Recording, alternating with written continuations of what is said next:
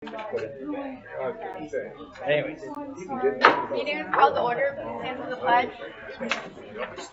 I pledge allegiance to the flag of the United States of America and to the republic for which it stands, one nation, under God, indivisible, with liberty and justice for all.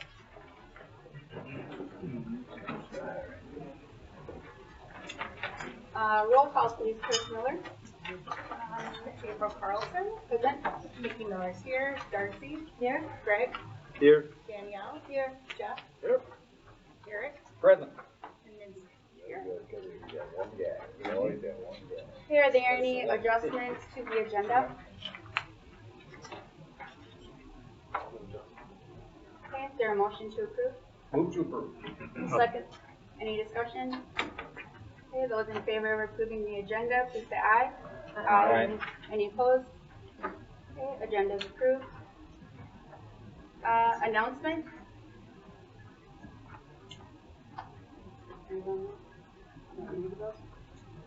Announcement? Oh, yeah, I can do it.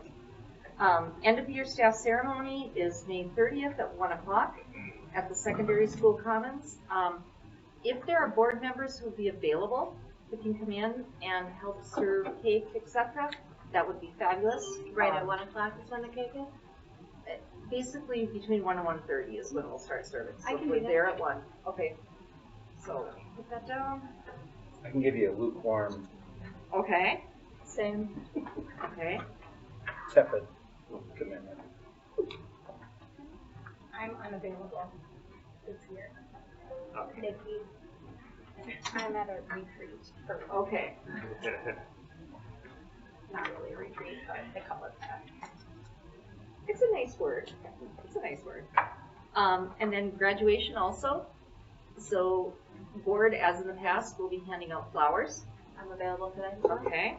We got Darcy, Danielle, and Eric now, right? Okay.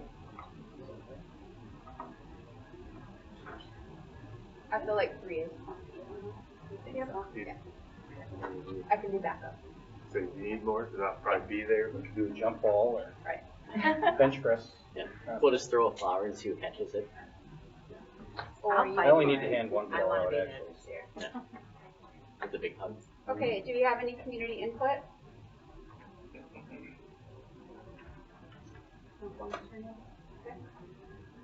Student board member report, and she's not here, we will skip that. Next, we are on item number 8.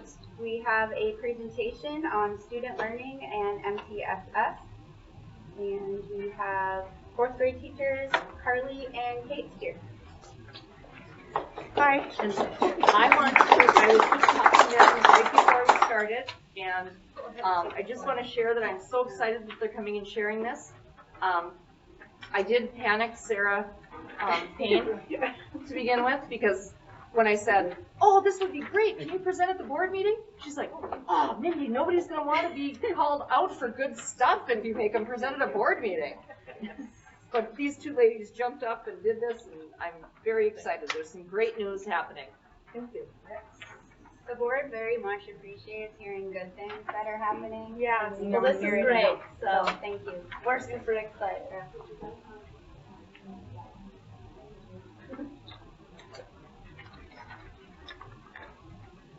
Okay, I'm Carly. I teach 4th grade. Last year, starting in January, I was a long-term sub for the remainder of the year. I went to lacrosse and I'm certified 1st to 5th grade gen ed. I'm Kate Thompson. I, much like Carly, was a long-term sub in 4th grade last year, and now this is my first full year, and I graduated from Winona State. So what our IGDP growth goal was in reading this year, and from 1:30 to 2 o'clock, we have win time, which is what I need. It's already built into our daily schedule. All students are in the classroom, so they're not getting pulled for abscess or in out for sped. And we met after our fall testing window for FastBridge to go over the data, which Kate will get into more. And we, after having time to plan and everything, we decided to meet 2 days a week on Tuesdays and Thursdays and mix up all the kids for what they need. And our first day of breaking out was November 28th, right after Thanksgiving break. So we placed our students into WIN groups, what I need groups, based on their FastBridge testing scores.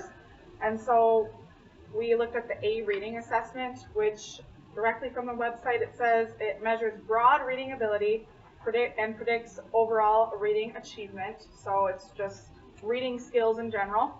And then it targets the concepts of print, phonological awareness, phonics, vocabulary, and comprehension. Those are all kind of crazy words to people who aren't in the education field probably, but Carly will get more into what all those mean. And then we looked at their scores based on that and broke them up into groups so that they could get specific targeted instruction for what they needed. We did this by looking at the data with Sarah Payne.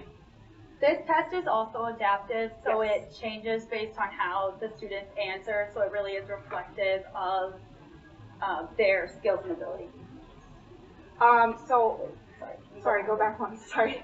So this is what FastBridge gives us, just a little sample. So it would say the student name over here, then it tells us their score in phonics and fluency, it tells us how they did with their general reading, and then it gives us a plan of what we should work on with them. If they're on track, then they just get a little on track.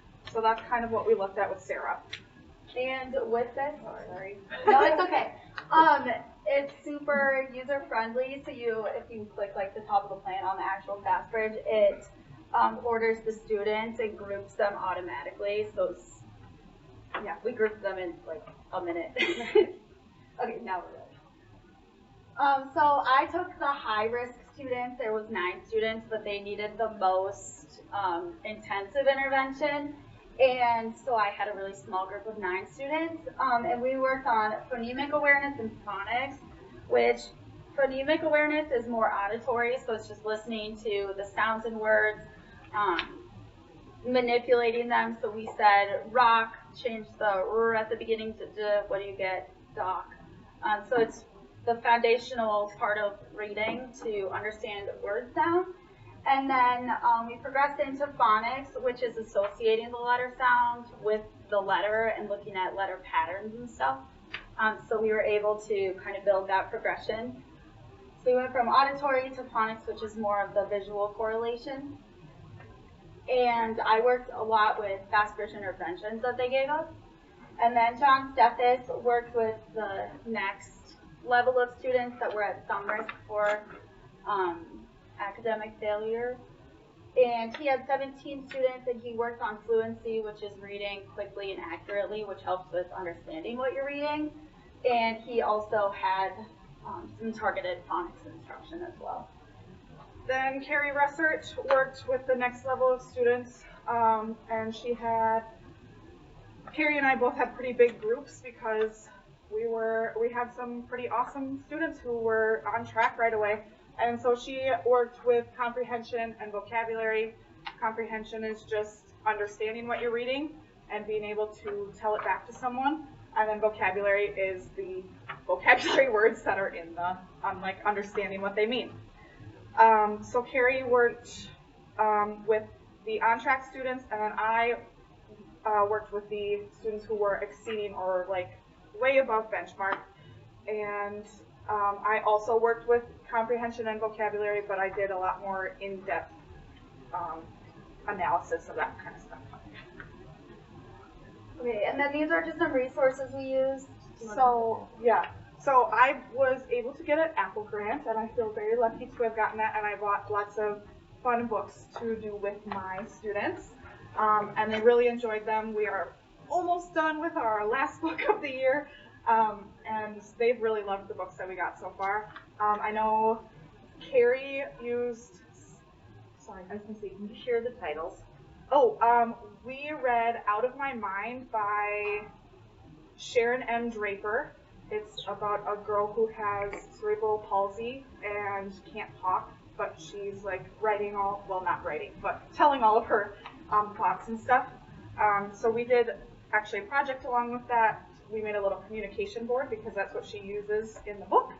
And the students had a lot of fun doing that, and they got to learn a lot about students who might not look or act exactly like they do. And so they got some diversity experience there. Then we read Restart by Gordon Corman.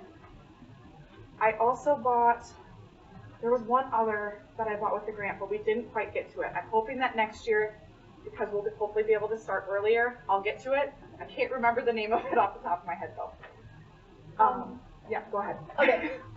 Sarah Payne introduced us to Hero Academy, their little book kits. So there was 6 books in a kit, and it comes with lessons. And so I just kind of picked apart the pieces that were applicable, and there's different levels. So I was able to pick challenging enough, but still successful for my low students. And they were really good because they're decodable and easy to read, but the ideas of them were more at a 4th grade level, so I still was able to keep them engaged, but was at their reading level.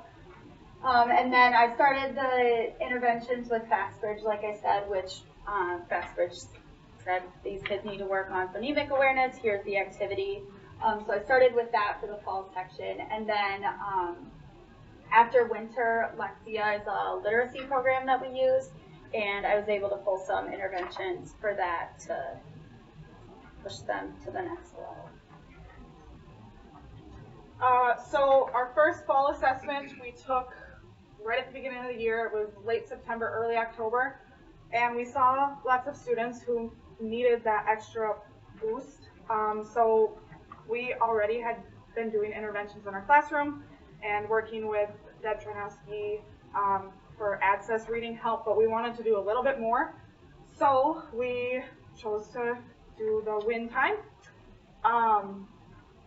So on the next few slides, we'll have some data. And just so you're all aware, the benchmark, which is what we want our students to be at, is the 40th percentile nationally, and that's a score of 517. So that's what we want our kids to be at in the fall, yes. So if we look here, so benchmark is right in between this light red and dark purple. So if they're in the dark purple, they're at benchmark. They might still be like on the low end, but they're at benchmark. And then up here is our high kids. Here is our some risk kids, and here's our high risk. Some risk, high risk, low risk, those might sound kind of scary. But it basically means if they're at high risk of academic failure, low risk of academic failure, if they're on track to not fail. Again, it's kind of like, I don't know. Not the most Yeah, friendly it's not the most friendly language, but it is what it is. So this was our fall assessment right when we took it, when we first got our kids. And those norms are national. Yes. They're not, just so These people are the understand this. benchmarks. This is not national. benchmark to the Crescent or anything else. This is benchmark national. Yes. So we had 97% of our students had phonemic awareness. These are kind of the levels of reading that students go through. So this would be like stuff that you should learn in like kindergarten, first grade, and then like second-ish grade, and then 3rd and 4th would be down in your general reading. So we had 97% of our kids had phonemic awareness, 67 had phonics and fluency, and then 75 had that general reading knowledge. Now, it might seem kind of confusing because, well, why did so many kids get the general reading but not the phonics and fluency? And the big trick with that is the fluency. Kids might understand how to like read and comprehend, but they just might not be getting that reading quickly and accurately down. So this was our fall scores. Then we took it again in late January, and on the next slide you'll see a decline in scores, which we were kind of anticipating with winter break happening. We took them at the end of January, and we were only in the win for about a month and a half, And with holidays, we have lots of different things happening, so there was a little more inconsistency, and the benchmark grew to 522. So you can see the red grew a little bit, which isn't great. But we stayed pretty consistent with benchmark. So that was awesome. And then we met again. We had our data day, analyzed this data, and if you go to the next slide, we used these numbers again to adjust our groups a little bit. And at this point, we knew more about our students. So I had a student in my group that when I was doing turn CAT into BAT, it was like way too easy for him. So we were able to adjust our kids not only with their test scores, but with also just what we know about them and where they fit best. Then we each just took our last FastBridge tests. Actually, last week we finished them up, our reading ones anyway. And we were so happy. I can't say how proud we were. Carly and I were jumping up and down the hallway. We were so proud. We had 82% of our students meet or exceed the benchmark. At this time, we would have had about 5.5 months of win time with our students, and the benchmark then moved up to 526. So every time you take it, it gets a little bit, you gotta do a little bit better, and our students met that goal and did awesome. So here you can see fall, winter, spring.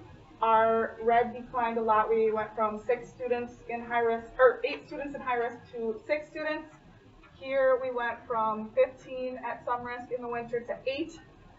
Then we went from 30 in the low risk in the winter to 29. And that's because over here we went from 23 students in the winter to 33 students on track or exceeding the benchmark. So we were very, very happy to see those results. And it's also high flyers sometimes, since they're above anyways, they get kind of pushed to the side, and we really focus on the low students, so it's more difficult to keep the high flyers growing. So it's really exciting to see that significance of an increase.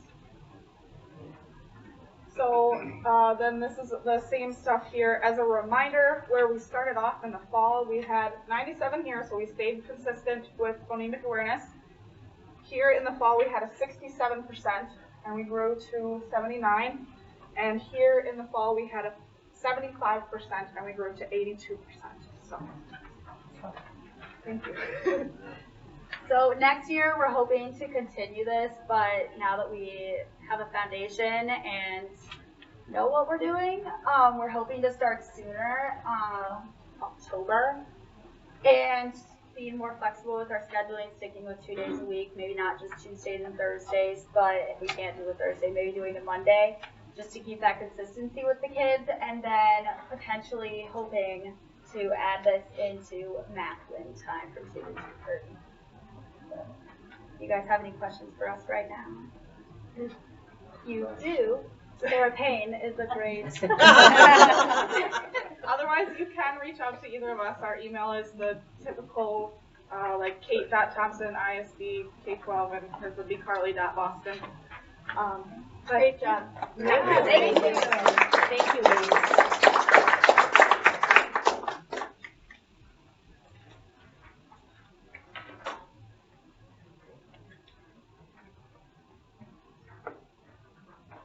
Okay, well, equally as exciting, we have board member reports up next. Each, I have nothing new to report. Okay, Darcy? This week I had the staff development. That all seems on track. All of our teachers that needed to get their stuff in are being relicensed. I'm sorry, Darcy, can you speak up? I can't. Oh, yep. I went to the it was continuing education this week, and all of our teachers who needed to be relicensed are on track to have that done. Earlier I had the district-wide staff development, and everything seems to be going well there as well. Just planning for the READ Act next year, which is heavy. That's all I have. I just got done with facility meeting. going over the project with the chillers and the HVAC stuff, and found out that our major chiller won't be in until October. So we kind of went back and forth on whether we should do a temporary chiller. The cost of that was kind of astronomical, it was $1,000 a day. So we kind of chose not to. We're gonna go with fans, and then also with the new system we're putting in, which will be in place, we'll bring in more fresh air. So there'll be more fresh air in the gym and in the hallways and stuff. So that should help mitigate some of the heat problems. Just figure with the cost is not necessary for 2 months worth of cool. And we've all dealt with it for this whole time anyway. We've dealt with it already. Yeah. So. Sorry, volleyball. Well, we do have an alternative plan for volleyball too, that we could go back to. We've talked about potentially having them come here, Yeah. where it's air conditioned. So we haven't fully formed that step, but we talked that through, so we should Beautiful have, gym, it'd be nice to have people in that space. Yeah. you know, Even utilize. so there are a variety of things. That Beth was fabulous in coming up with some alternative plans, so.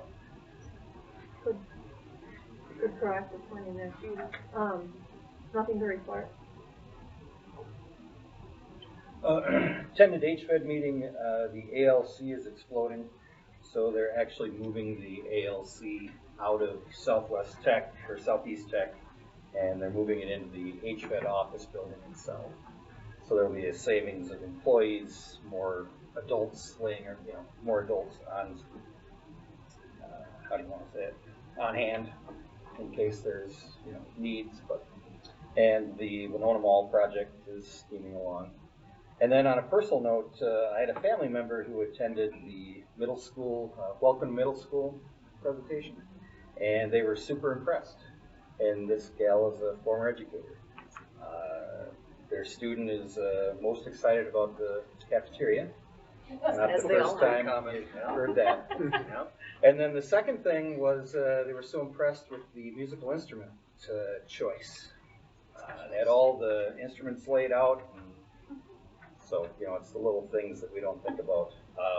And then she made a point to tell me that she was impressed with the bullying conversation. There were apparently some tough questions lobbed at our speakers, and she was very impressed with how the principal and the guidance counselor handled that in their plans. So, and then she really impressed with the, amazed that we could take a day and a half and let fourth graders traipse around, so pretty exciting. So thank you again. I just want to share good news that we don't always do. And that's all I got. Sure. I wanted to give an update. So we had 2 special board meetings that were canceled, and many board members don't know why, because we were not able to talk about it. So I just wanted to share factually what the situation was with the canceled board meetings related to the middle school principal. So on 5/1, that was the first special meeting date. That day I learned we did not have a written principal agreement with the top, so the panel picked their top candidate. There was an offer made, but we did not have a written agreement yet with that person. We also didn't know as of 2 p.m. that day if our principals were part of a union or not. That's important because we did learn that they are. So they're part of a collective bargaining unit. They have been since the 90s. And that directly impacts the salary discussions because what's in the principal contract, we would have to follow that unless the other union members agree to something different. So that was important. I did contact I asked that our written agreement then include the union language that's required in the principal contract because it doesn't today. And I asked that that get reviewed by the district attorney and added before we make or have any new principals sign an agreement with the district so that it's correct. At that meeting, that candidate that was the top candidate had been invited to attend that meeting, and I just felt like I wasn't comfortable bringing that person to our board meeting to introduce the person to the board and approve that candidate without having those other things in place. So that meeting was canceled. It was rescheduled for 5/8 to give more time for the contracting things to happen. On 5/6, we learned that that candidate was not able to reach an agreement with the district. I learned that the other candidate, so not the top candidate, but the other candidate, had already been sent written notice by the district that they were not selected, or that we had selected another person. So they were told they weren't selected. Then we didn't get the top candidate. So then we were kind of in a situation, Mindy did go back to the other candidates then and ask if they would want to be reconsidered. One of the candidates did not want to be reconsidered.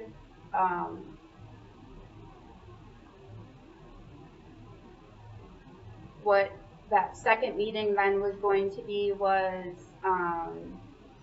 talking about the other candidates with the board without using any identifiers and having the board discuss their qualifications, and I was not comfortable with that. The board wasn't involved in any of the interviews, and we weren't the ones picking the candidate.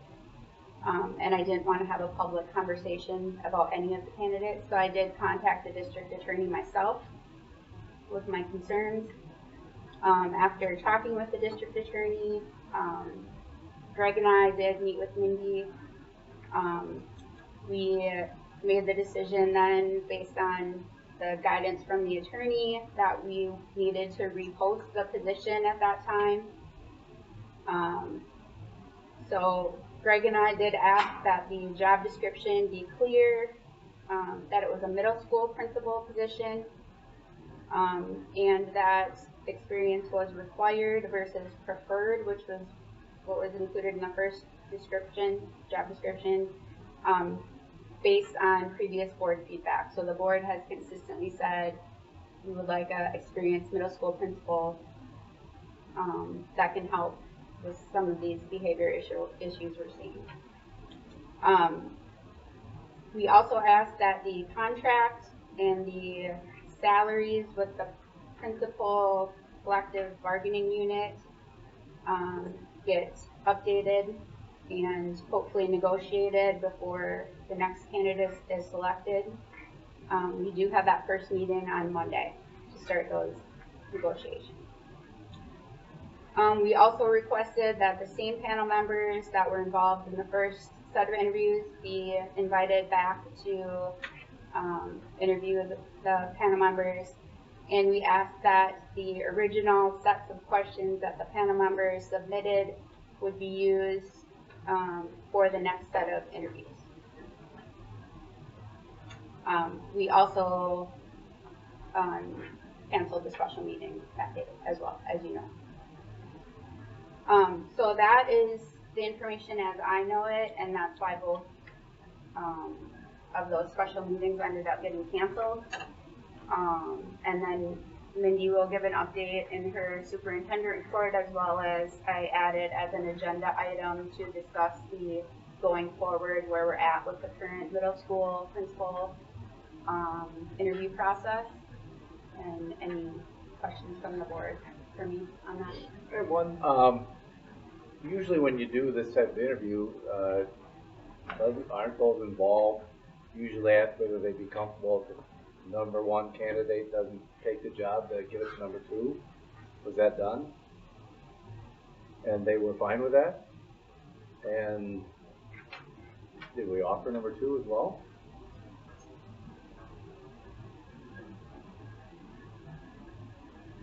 No. At So that, yeah. Why So not? what happened was all the other candidates were turned down before the first one accepted. We're notified that they're not selected. No, it was after the first one accepted, before, But the first went one to the hadn't board. accepted in writing. yes, it was Right. accepted, right? So how did that change? The people that were on this committee that did all this work said, here's our number one choice. Number Yep. two withdrew. After After did you offer him the job or her the job? So I wasn't in the discussion, so maybe Mindy can answer. Okay, number one had accepted and signed the document that that they were sent. As that was happening Friday before the board meeting, candidates were noticed that we had an offer out. Monday late afternoon, evening, candidate one declined. And So we didn't call two then? so Tuesday, so then went to the candidates and went to candidate two, and they said they didn't want to be considered at that point. And so So one and you two didn't were offer out. two the job, you offered two the chance to reapply? That do you want to have another, do you want to be reconsidered? Yeah, it wasn't a, do you want the job? Why not? If that's what they agreed to. That's what the committee wanted to do, correct? That did all the work? And I can't go into more detail right now about that, but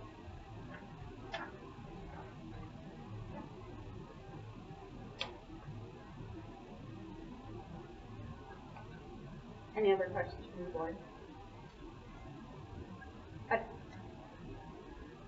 On the, I guess I have a question on the, I wouldn't be opposed to a middle school principal if they didn't have experience, if it was the next Leonardo da Vinci or, an obviously good candidate.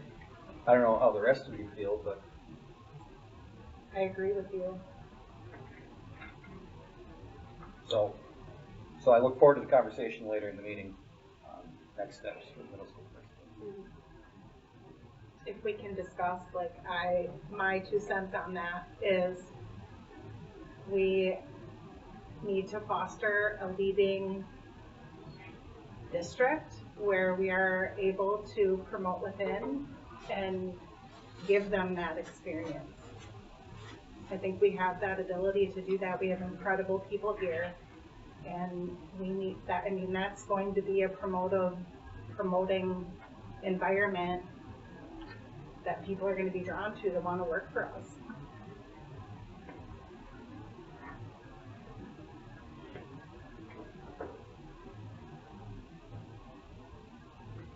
And are there any other questions? Comments?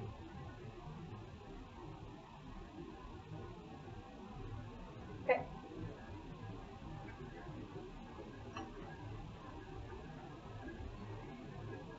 We are on number 10, administrative reports, high school. So good afternoon, I guess evening, whatever time it is. It's still sunny.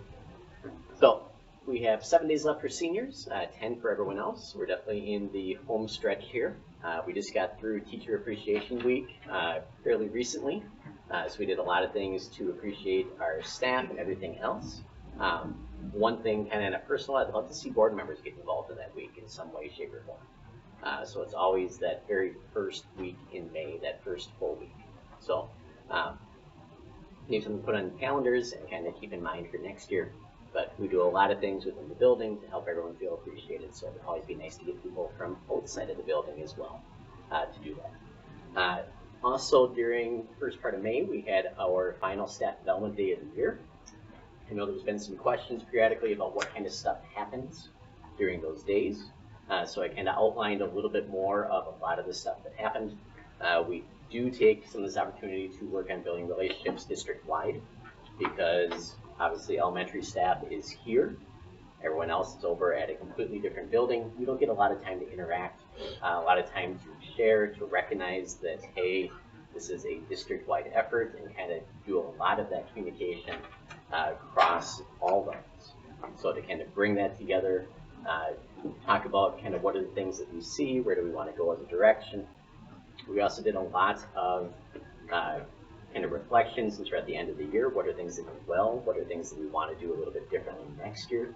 In that constant revision and learning process. A lot of that happened on that May 3rd date. And then we also took some time for our teachers to provide a lot of input as far as goals and directions for our buildings next year. So that all occurred on May 3rd. The other big thing that we've had since the last board meeting, as far as not a fun thing, but the state required testing, so the MCAs, they look a little differently at each level. They start in 3rd grade, so elementary only has them 3rd and 4th grade. Middle school gets hit the hardest by far. We have to get 12 tests total. Yeah, 12 tests total during a limited window of time. So they have a lot. At the high school level, we only have 3 that we got to deal with. So that's a little bit nicer. There are some pretty strict rules and guidelines as far as what you can and can't do during these testing windows. All the way down to, like, you can only have 1 person in the bathroom at a time. You have to have people in the halls, walking people from classroom to the bathroom and back. So that's all state required pieces. It's a good thing that we follow those, because I'm the only one that I've ever heard of that had a visit from MDE come down and watch our testing. Which I know, I don't know how I got that lucky. But yeah, this surprise visit, they showed up, 20 minutes before testing was supposed to begin, and hands us a letter saying, hey, I'm from MDE. And then they get to watch me watch people take tests. So yeah, it's always fun. Never ever heard of that happening. I tell people when I go to like principal conferences, like, really, that happens? Yeah, okay, I guess there is MDE police. But the only thing I want to make sure you guys are aware of with the MCA testing is that we did have a pretty large number of opt-outs for our 11th grade math test. About 17% of our students who were eligible for the test decided to not take it, which means a parent signs a document and the student signs a document, and they turn that into the student. Those opt-outs do count as in zero. So that means before anyone even took the test, 17% of our 11th grade math tests are zeros. So just keep that in mind a little bit when we are looking at those. As far as why, not really sure.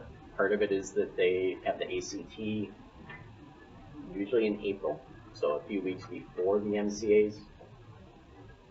There's a few different other reasons, but that's one of the bigger ones that I get when I ask kids, why aren't you taking this? Well, I already took the ACT, I don't need to. Okay, it does more than that, but yeah. Coming up, we got a lot of senior events. We did just have our student award program on Monday of this week, so that's not listed there in the list. We've got a bunch of other things. So senior breakfast being hosted by our post-prom from last year, so the 2023 post-prom. They're using their extra money to buy our seniors breakfast. Last day for seniors on Friday of next week. We have the Lancer Stewardship Banquet for 7 seniors who were eligible for that award. So we're having that banquet for them and their parents. So we'll have 21 people coming and joining us for dinner on that Wednesday. Thursday is all of the senior year-end events. They have graduation practice, the elementary walkthrough, senior banquet, all of those things that occur on that Thursday. That's also the last day for everyone else. And you can see, if you're curious, what our schedule looks like, because we do run a final exam schedule.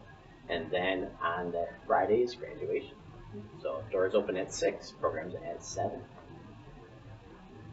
And then the very final thing, spotlight for the high school. I want to spotlight our DCP program. It's a part of public education that I would say the vast majority of people have no idea even exists. And if they were to walk in and see some of the level of care and dedication that our staff have towards the students in that area, they would be absolutely floored. I mean, it's amazing to see some of the stuff that goes on there. So Kathy Erickson has headed that program for a while and is now retiring, so she will be missed.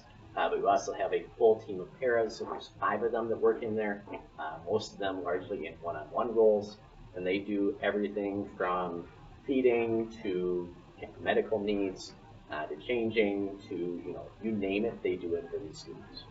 So it's phenomenal. But Sue Craig, Michelle Craig, Lisa Von Arks, Claire Stanek, and Danny Phelps are our 5 paras who work in that room as well. So they're all absolutely phenomenal. And kind of the fun little fact there is a lot of our paras have been with their individual students for 5 to 10 years. Some of them started in like 2nd or 3rd grade with their student and have gone with them. So if you just go 5 years, we're talking about 5,000 hours that they've spent with that student.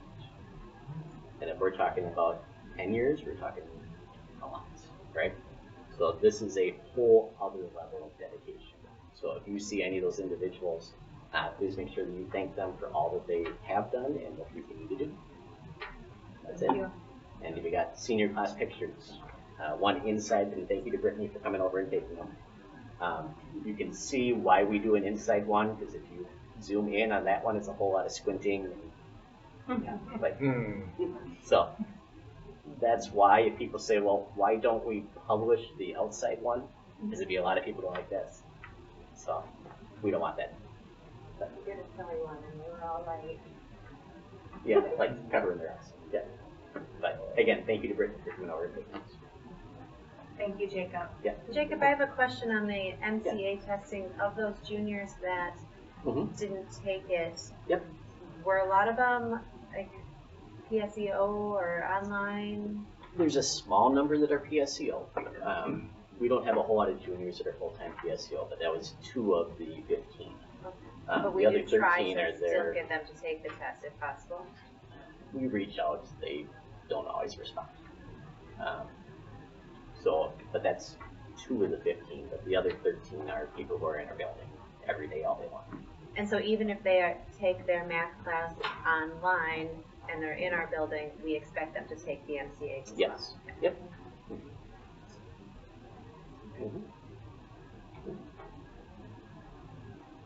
Any other questions for high school? Next. Okay, middle school? Yeah, we've wrapped up our student recognition kind of ceremonies and programs for the year. We had our last Breakfast of Champions. We had our spring Students of the Month dinner the other night, and our last Lancer Way Day, which had all the recognition for our both the Students of the Month since the last Lancer Way Day and the Minnesota Nice students. And so we've had a lot of really good recognition programs that have taken place throughout the entire year. We had, like Eric referenced, we've had some opportunities to get the 4th graders in our building more than we have in the past. Our 8th grade team, who is mostly here tonight, actually has been absolutely rock stars with their PLC work, with their advisory work, and their connection to the elementary school, and have really done a wonderful job. So in addition to what we've always done as far as bringing up and spending a day at the school, they had another day where they were able to connect with the 8th grade, and it was just a wonderful experience that I hope continues in the future. Like Jacob mentioned, our May 3rd Professional Development Day was time well spent. Very proud of my staff for the focus and the dedication they had during that day, and the work that they put in as it relates to the strategic plan. They just really stayed focused and came up with some really good processes for moving the building forward. So that was great. And then, this is obviously my last board meeting, but I would like to thank my staff, especially the ones that are here. But I've been meeting with them individually, obviously, for the summative conferences. But want them to know that I truly appreciate the time that I've got to spend with them, and appreciate the wonderful feedback I've received from them as well. That means a lot to me, so I certainly appreciate everything that they have done for not only just our students, but for each other, and to make our middle school a very good place. And then I included some pictures from the Lancer Way Day, the Student of the Month dinner, and the last Breakfast of Champions as well. And the picture on the top left of the Lancer Way Day, one of the activities that the Minnesota Nice kids did was the competition on who could keep a feather in the air without using their hand. They're holding it up and then they let go, and then they have to blow on it to keep it in the air. And kids seem to really enjoy that. So it was a lot of really good activities, and then the staff members demonstrate all of those different games beforehand, so they get to see the teachers be a little struggle with things and a little goofy. And I ended up pushing a wiffle ball across the floor with my forehead to demonstrate one activity as well. So that's fun. Yeah. It's been a good thing. We're now currently hosting the Winona State students. They do a middle school seminar every year that we host. They have 2 sessions, a morning session and an afternoon session. I met with both sessions yesterday just to talk to them about middle school concept, how things operate here, prepping for writing resumes and interviewing and all that stuff. And so they're out working with teachers in their licensure area at our middle school, and then we'll be involved in the end of the year activities as well. They've done that for several years, so it's always a nice partnership, and we're glad to have them with us. So that's all I have. Thank you. Thank you, Josh. for your Thank time. you, Josh. Any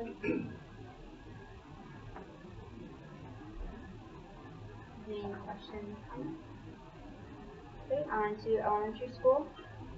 Got some links there for you to click on, not right now, but just that's kind of the thread that I've been kind of following as we try to help people understand when they're referencing the handbook or if they're looking at the board report, when we use our jargon. Now there's some links that will maybe be helpful to you. Similar things to the other buildings. We are through with high stakes testing. State testing is done. The results, full disclosure, they don't match the same things we're seeing and celebrating on Bass Bridge. The tests should be Minnesota standards aligned, but the results on some of our tests that go to the state of Minnesota are underwhelming.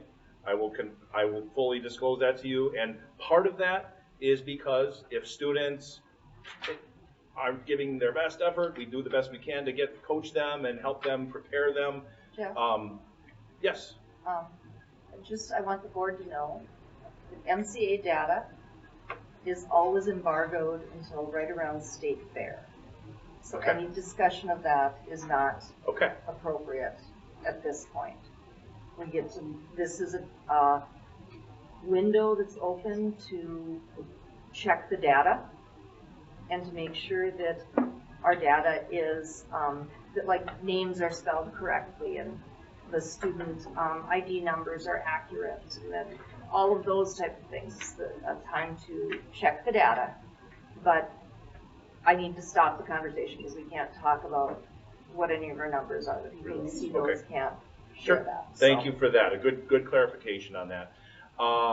Moving right along, multi-tiered systems of support is something that you directly have now seen from our 4th grade team. Some really good things happening there.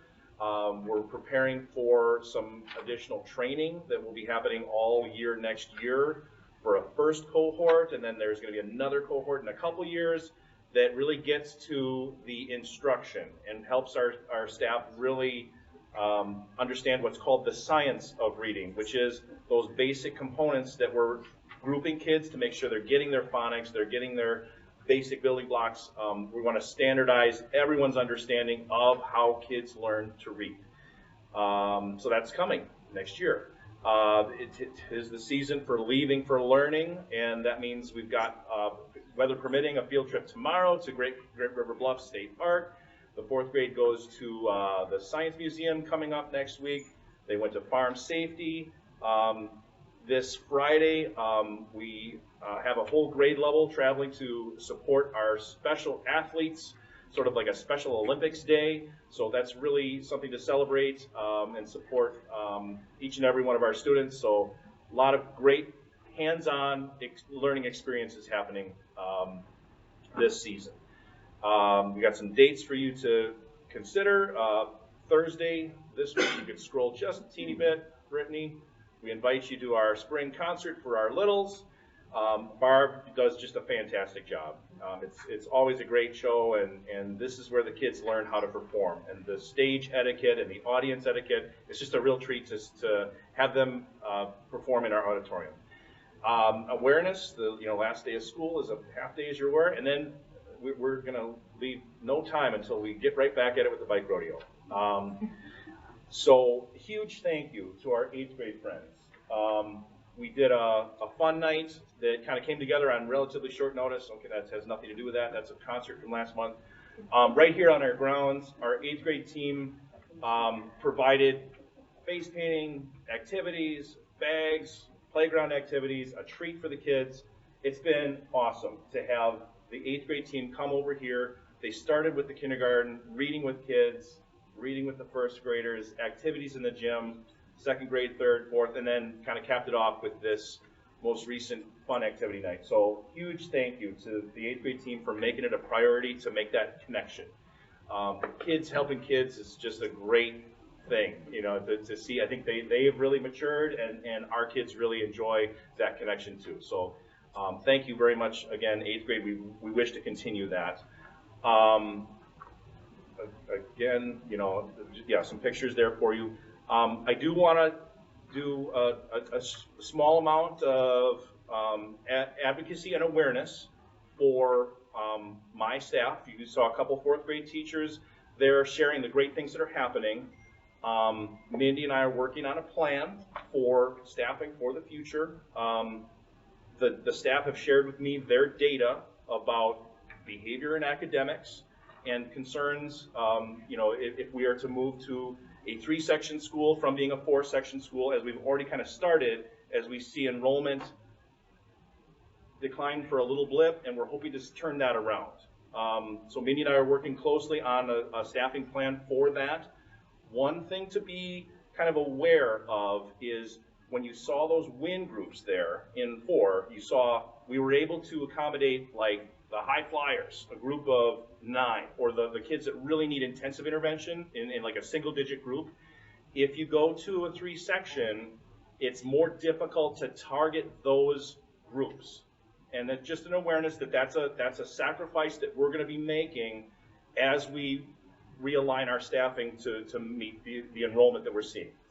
And oftentimes with a 4-section school, if we have an emergency leave or somebody calls in sick or we're stuck and we don't have a sub and I'm not available to sub, we take that 4-section and break it into 3. So 72 kids, 76 kids becomes kind of a manageable 25. If we're a 3-section school with 65 or 70 kids, 71, 72, that becomes an unmanageable 2-section of 35 something. We just don't have the furniture for it. So that's just an awareness that as we do some attrition and do some planning, it takes some of our flexibility away to manage the school. And we understand that there are not unlimited funds. I'm working closely with Mindy to make sure we're looking at the data, looking at the student needs. But as we move forward, there will be certain flexibilities that become more tough. We understand funding is not unlimited, and we understand we need to be within our fiscal restraints, and that's why I'm working closely with Mindy to look at the data and make those decisions. But just an awareness that those are some of the things that we're going to be facing. So I appreciate you listening, and thank you, Mindy, for not cutting me off. Thank you for letting me share. Appreciate it. Any questions or comments? All right, moving along to community ed. Hey, we have a new kids company coordinator that started today, her first official day. Very happy to have Katie. She's actually worked with us for 2 years. She finished her bachelor's degree and graduated on Sunday last week. So we're very excited to have her settling into the role. We had summer rec registration here with the city of La Crescent on both Saturday the 4th and Monday the 6th. And instead of at the community building downtown at the fire station, much better location for it. Had lots of positive responses from that. The adult catalog is in print, and there's another section from the office of the superintendent again. Jody has done an amazing job keeping that process rolling as I've been splitting my time trying to be a kids company coordinator as well as director. And also wanted to thank Jody for organizing our first ever family trip to Target Field for a Twins game. We had both friends from Winona Community Ed join us, but there's pictures below there. We've had to move some of our classes and our from the back room of the hub, stat base, but go enjoy their golf simulator. So we're still kind of working on maybe a new place that we can have some of our future classes. So, yay summer, here it comes. Busiest time of year. And there are some added challenges that I'd like to just mention to the board that I am so thrilled with Beth working with principals and Terry, etc., with the IAQ project, etc. Scheduling things has been nothing short of a nightmare because we have one building that will not have air conditioning for the majority of the summer. And so trying to get everything fit in one space and moving forward, they've done an amazing job of figuring out what needs to be done and how it needs to be done so that we can move forward. So just, I want to do a shout out there because that's very much appreciated. We haven't had all the coaches knocked down, drag out over open gym times yet, but it's coming. It's coming.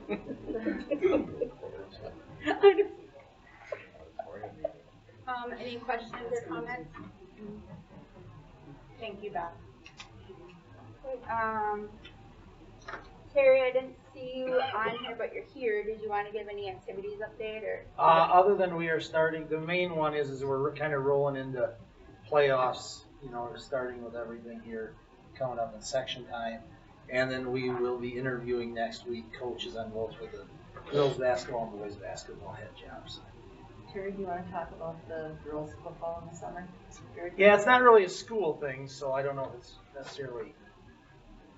We have a grant with the Vikings to do a girls flag football that eventually is going to hopefully get into the school district, but again, it's not. I don't know if it's appropriate. If anybody wants to, you can reach out more on this. But as of this time, it's running through our youth organization, and we got girls. We got quite a few girls that are going to do a league in the summer with their championship game at the Vikings practice facility stadium. So it's. But if it does become part of a school activity, it will go in the handbook, and then it will be clear that it is. Yeah. And I do think eventually it will. Yeah. So. And it's exciting that we get to pioneer this new experience. Yeah. So, yeah, and again, I don't want to, I know we got a long night ahead of us, but that is, I got to go down to Tampa a week and a half ago and present on what our girls are doing, and the presentation was developing pioneers, and they are pioneers in the state. And like my granddaughter is going to get to play flag football because of the girls, and Darcy has 2 girls that are doing it. Beth has one that's going to do it, and I don't know if anybody else in here should be have one doing it. So there's a lot of girls that are going to be involved, and they really are pioneers. So they have a lot to be proud of.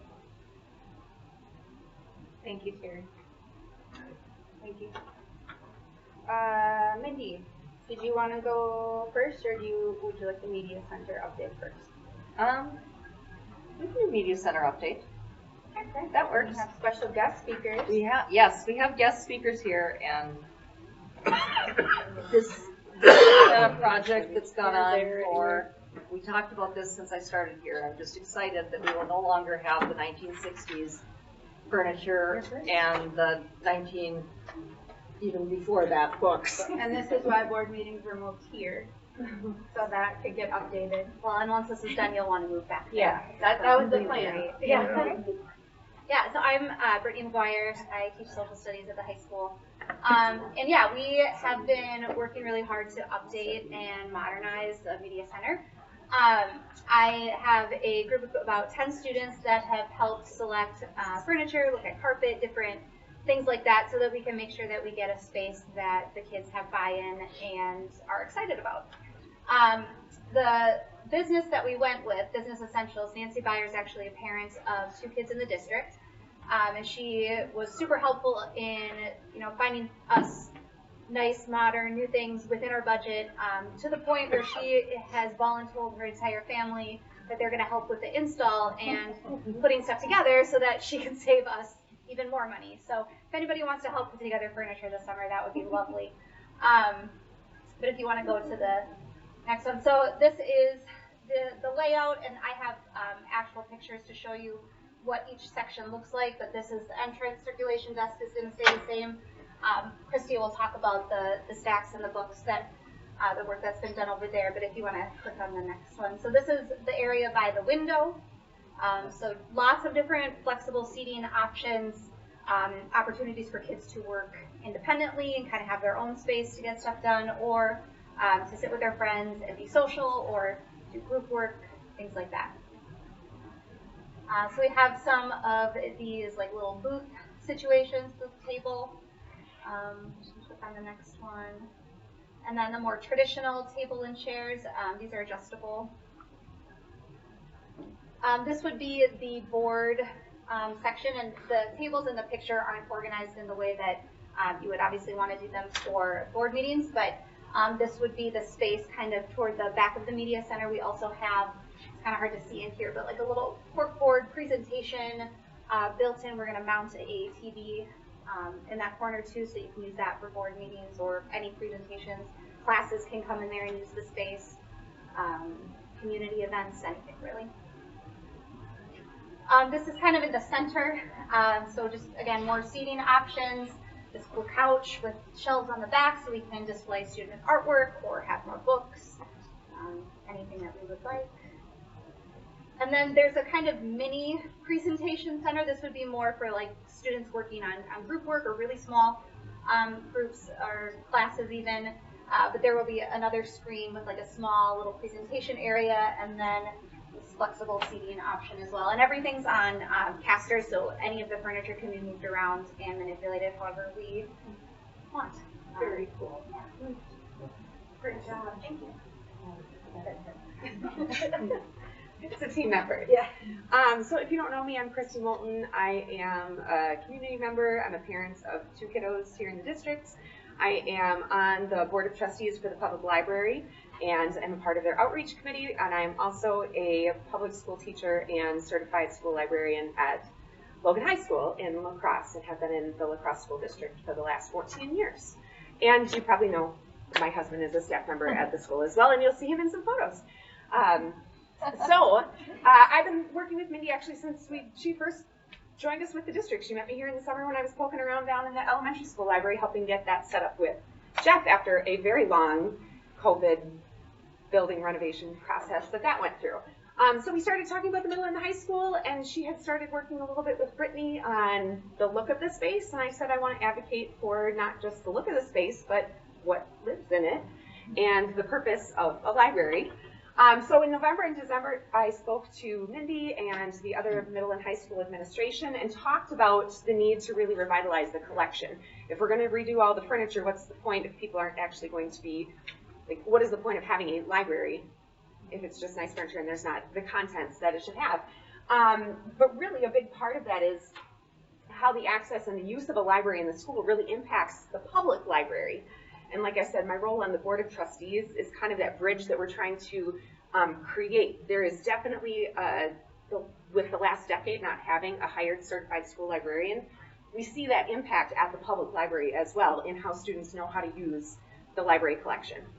So having a school librarian is a really important part of that. So I was offering my services and advocated for a collection evaluation and the use of the new state aid, which I'll talk about in a second, to purchase new materials and a look at the future of the library space at the middle school and high school. That was kind of the big picture stuff.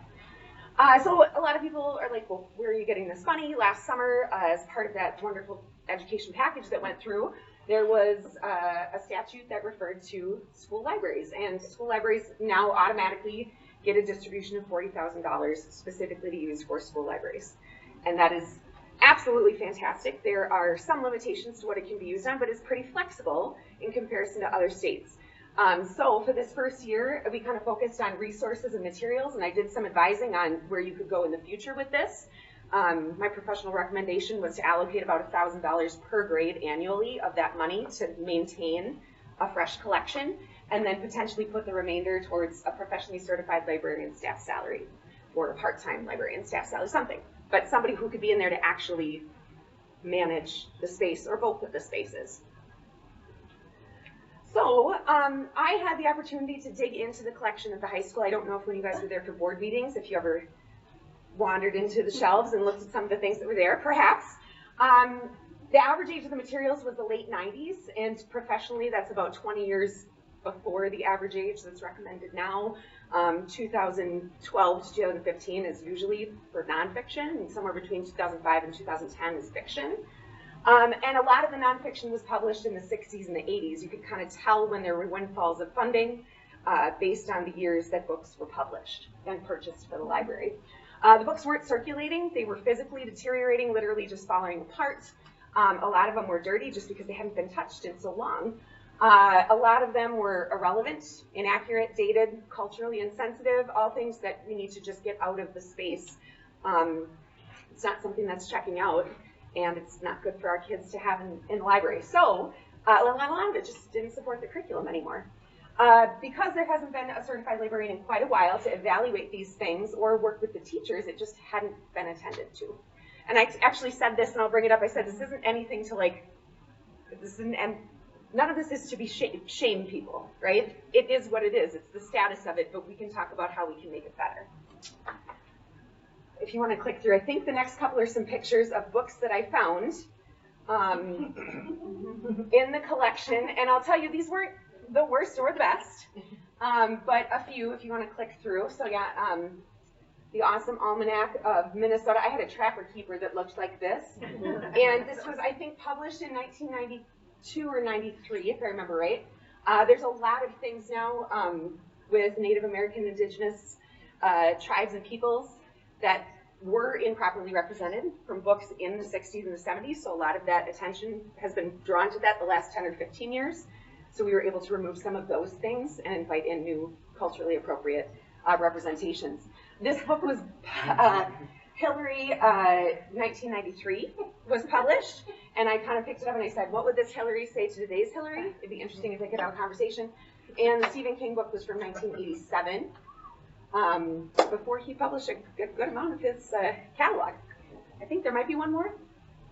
And this was a good indication of what a lot of the top books looked like. Really a heavy amount of books that had to do with biographies, and a lot of that was because in the 90s, that's what kids used for research. There's definitely not the need for as many of those books anymore because we have different access and resources. And I will address, I know the Mein Kampf is always kind of a shocker, but it was on the shelves at the high school library. And it's not that it's not something that can be found in a library, but if you have a book like Mein Kampf, you should have somebody who understands the conversations that you would have with a student in checking and exchanging that book. So that is not on the shelf right now just because there is not a certified librarian. I pulled it, but it's, that's just one thing that I would professionally advise. So in December and January, I know, you'll see a few pictures of Mark here. From December to January, Mark Brittany, the Public Library Youth Librarian, Emily Riley, and I spent over 100 hours evaluating the collection, preparing the current collection for room to grow, and then finding the shelves that were taken down in the garage at the high school, in the high school parking lot, rebuilding the shelves and modifying the shelves to be cut and customized into the library space. To meet the needs of the physical shelf space for a school that's our size. You don't need a ton of shelves, but there are recommendations on how many books you should have per child. So we use that to figure out linear footage and everything. We ended up separating the collection out, and Brittany and I kind of talked this out, what would be the best way to get kids in the library. So we have a middle grade collection now, a space specifically for middle grade students to maybe see what they'd be most interested in. We have a young adult section. We have a graphic novel section, a classics section. Nonfiction is still there. Did I miss one? I think that might be it. Yeah, I think that might be it. And there's a couple little other ones, but the goal was to have places for all of these things. So click through the next couple, you'll see Mark. Literally, while I was reading books, he was building shelves, and this was all over Christmas break. We were in there. He actually had the STEM classes come in and help him take these ones down, cut them down, so that way there was visibility in the library, which some students were very happy about, but he said other students were sad because they could no longer sleep and hide behind the shelves during study hall. But it's much brighter now that the shelves are knocked down, and I believe they've ordered countertops for the top of 2 of them, or they're... We've got the countertops in the building, they just Awesome. haven't been Yep. installed yet. So the goal will be to have Well, display. We're also doing carpeting, et cetera, coming up, so it was like, why put the countertops on Yep. until we get the carpet redone? So yeah, literally, I mean, Mark did, and I'm really good at drawing things out and saying, can you do this? And he says yes. So I'm so thankful and appreciative of that. And he had the STEM kiddos help out, which was kind of cool. He said some of them had said they'd never been in the library before, and they're 8th graders. So, and one of them, I got to keep bringing this up, but I was excited. He came home one day and he said one of them found a book on the shelf and just asked if they could read it. And he said, sure. And so they sat there and read. And he goes, is it that easy? And I said, sometimes. Get the kids into the library, have them find something they're interested in and excited about, and they'll read. All right, and then so this is more of the look. I have the lights off, unfortunately, but this is more of the look that it is now. More open space, more visible, more accessible also, and room to grow. So that was exciting. I did send out a staff survey and a student survey to figure out what they would like to see in the library, because that's a big part of it. You can't just, I wasn't about to just pick everything because I'm not there every day. Staff were really interested in relevant, attractive, and contemporary materials that would interest students and support their curriculum, so they gave me lots of suggestions. And students were most interested in graphic novels. That is huge, hot right now, and a great way to grow readers and get kids excited about books. They wanted more popular series books and lots more non-fiction topics, lots of updated sports, science, cooking. And I was really excited to see that a lot of kids wrote that they want books about relationships and managing friendships and things like that. So I was able to use all of the survey information. I evaluated every single response and put together a book order. I think that's the next slide. Oh, these are some of the responses. We had a lot of middle schoolers. Thank you to the middle school teachers who had their kids take the survey. So we were able to really get a lot of responses from those grades. And here are some of the student interests. I had them just kind of do a little self-reflection on how they felt. I was excited to see that a lot of kids like to read, but 30% of the survey takers don't like to read. Lots of them like graphic novels, listening, paper books. So all of this is data that you can use in the future. They're really good things to just constantly evaluate as you build a library. And this one was kind of exciting. There are a lot of kids that are using the public library, but only 21 of them had ever been into the school library to get a book. So that hopefully will change. I think it already has. And then these are kind of the genres that were there. So they're in the slideshow if you want to see a little bit more about what kids are interested in. So Mindy requested that I prepare a book order using the entire state aid for this first year, focused on the middle and the high school, because that was the area of greatest need. It took me about 70 plus hours in the evenings and the weekends. The materials actually started to arrive last week. We got a shipment of 1,500 books, and with a volunteer team of 6, and Emily Shane, who's the study hall assistant and works in the library at the high school right now, we prepared almost all of them for immediate circulation. So Monday they sent out an email, kids went to the library, they visited. Emily told me already the first day tons of kids were checking books out. The second day, a whole class, one teacher brought her class down, all of her classes, to check out, and said that every kid left with a book. So that made me really happy. And then there's still about 1,000 titles on order that should arrive sometime in the next month. And these are some pictures from our awesome volunteer day. Public librarian Jess Whitkins was there. She prepared all the graphic novels. There were 19 boxes. Who else do we have in the photos? Oh, this was some of the requests, lots of graphic novels, some requests for Dungeons and Dragons, which is kind of exciting. Is it Dan in the library? Yeah. He's super excited about those. Yeah. Well, but the thing is, when you have a passion and you want to share it with other people, it's great to have those resources at your fingertips. You can literally go right up to a kid and say, check this out. And they've already been, I don't know if these ones have been checked out, but they have gotten a lot of attention already, apparently, so that's exciting. Lots of these are all the graphic novels. This is actually a teacher that I worked with at Logan High who just loves books, so she came to help me out. And then I think there's one or two more. This is Jess Demi, a parent volunteer, and she's also on the library board for the public library. This is just one, I mean, there were literally boxes. It was a whole wall of boxes. It was amazing. And I think there's one more. And then again, I'm sorry, he shows up in a lot of photos. But I feel like this is a really good representation. I went in one night just to try to finish up a couple of things, and I pulled some books out of a box and set them on a table, and I was like, this is the why. And looking at these 5 books that came out in one pull of my hands, a book on Asian Americans, a book on pride, a book on disability visibility, a book on women who are gamers, and an up-to-date book on Native people. I mean, this is just a small reflection of what can be possible in the library where kids can start to see themselves a little more and learn a little bit more about others too. So I'm going to continue to advocate and partner and do whatever I can to help. But I'm really excited that I could come and share with you, and hopefully the library by next fall will be ready to go for the kids with lots more choices and a gorgeous renovated space. And a staff member who's I've inspired her to pursue a library certification. So it's a great job. If you can't tell, I love what I do. Everybody should go be a librarian. Go get your certification. Thank you so much. Do you have questions? Well, that's awesome. Thank you for all your time. Yeah, thank you for your time. So, yeah. Yeah. Well, thank you. Thank You guys, thank you.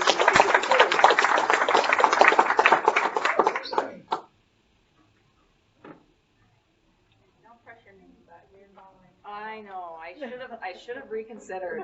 Sorry. No pressure. No. And I just want to say again, thank you for all the time, energy, and effort. We will have, and Pat isn't here right now, but I think maybe one of the principals will remember, I think it's July, like 10th. We're getting new carpet in there, somewhere mid-July.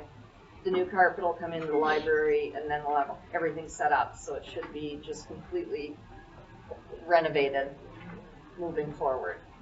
So, all right. So going into mine. So first I put in, and this is kind of a summary of some of what April shared earlier, just kind of a timeline. There were 2 dates that I inadvertently left out of there, and I just looked up, so I have them here. But so principal interviews were conducted starting April 15th, and we had a huge group of people from our staff, our administration, the community, parents, and students that were involved in those. And it was an amazing job. As I said in the last month's board report, they put in a lot of time, energy, and effort, and I want to just reconfirm that, because it was a ton of work that they put into this, and personal and professional time. On April 18th, the background work had been done, and an offer was made to a candidate. On May 1st, at nearly 2 o'clock, that offer was printed and sent to the candidate. It was returned on May 2nd to me, signed. And then we didn't meet on the 1st because we didn't have that signed document. And then as we moved into the next week, we were originally going to schedule a meeting for this meeting to do an approval. We bumped it a week earlier to the 8th. That one we canceled too, because of what April said with everything being sent out to other candidates, etc. saying that we had made an offer, because at that point we thought everything was pretty solid. And so then we canceled May 2nd and decided to repost with a couple of changes to the job description. Like April said, the experience required. And what was the other one? We made it clear that it's a middle school principal. Yes, middle school principal clearly on there. And so then, now, we currently stand at, I believe, 4 applicants that have reapplied, or that have applied. So there are 4 people in there. Is that right, Brittany? Yep, because we just got another one today. We have talked that we're looking to go at least through the week and do all of the other requisite pieces. We meet with the principals on Monday to try and do negotiations on their contract. And then those will be the next steps. Hopefully we will get someone that we can get interviewed and in place in a very short order of time.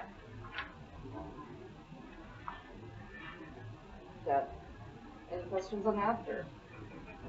Yeah, we could talk more about the process if the board has questions or anything during the agenda topic. Everyone's okay with that? Nope. Okay. Next one on here is the HVED contract. My understanding is that this is something board members were wondering about. So we have an HVED contract that is in here. What you will notice is that I pulled the details from Bradley Carlton, who is the HVED business director, and we actually are seeing a decrease in costs with HVED this year. So if you look at it, the numbers 1 through 4 will summarize from Bradley why we're seeing that decrease and what we're looking at.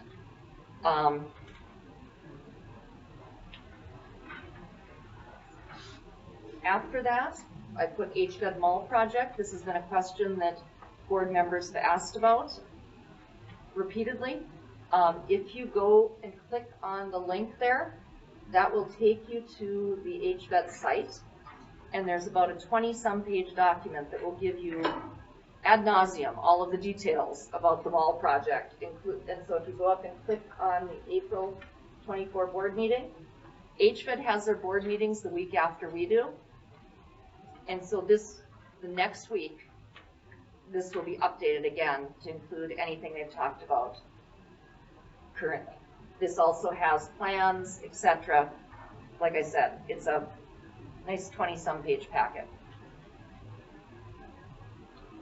And so you can go through and find that, but I just wanted that link in there so if anyone wants to go look at that and see what the plan is. So they did close on it? Yes. And at the superintendent's meeting on Tuesday, we talked about HVED being a landlord. And at this point, there were multiple businesses that were still in the mall, and the majority of them have backed out. There are only a couple that have long-term leases.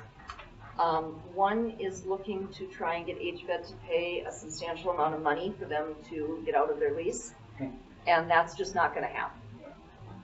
And so it's all walled off, so the kids won't have any way to get there. And if that individual chooses to stay, then they choose to stay, but it won't inconvenience us. And right now, until we can get construction started, and I'm not exactly certain that this is right, but I think we're making between $20,000 and $25,000 in rent a month from HVED from the establishments that are still there. So that helps defray the costs that we have coming into it.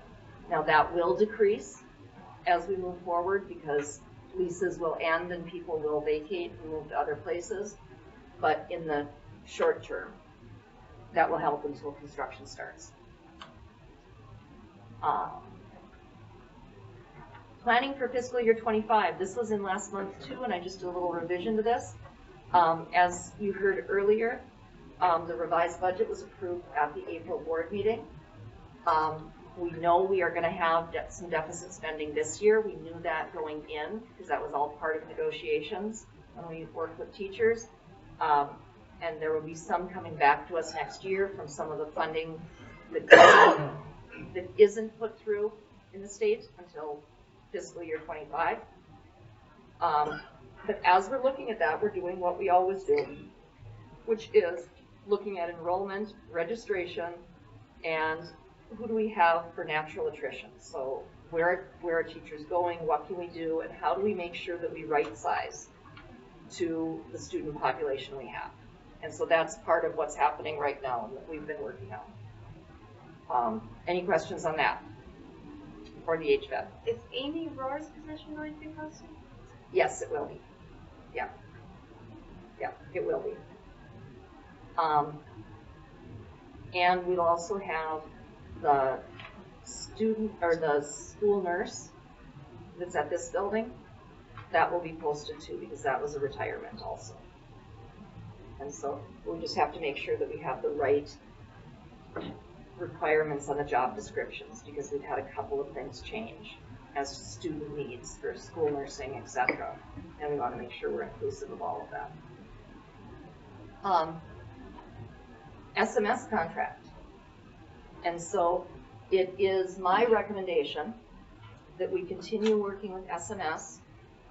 You will see a 3-year contract in there that I'm asking the board to approve moving forward. You'll see some of the highlights here. With this contract, we do have a consistent business manager available 24/7. So if I have a call, I've called on weekends, I've called in the evenings, and Julie picks up and she's able to answer my questions or give me the information that we need. The contract is written for 2 days a week for the cost, but the way she manages her time is that she is available to us all the time when we need something.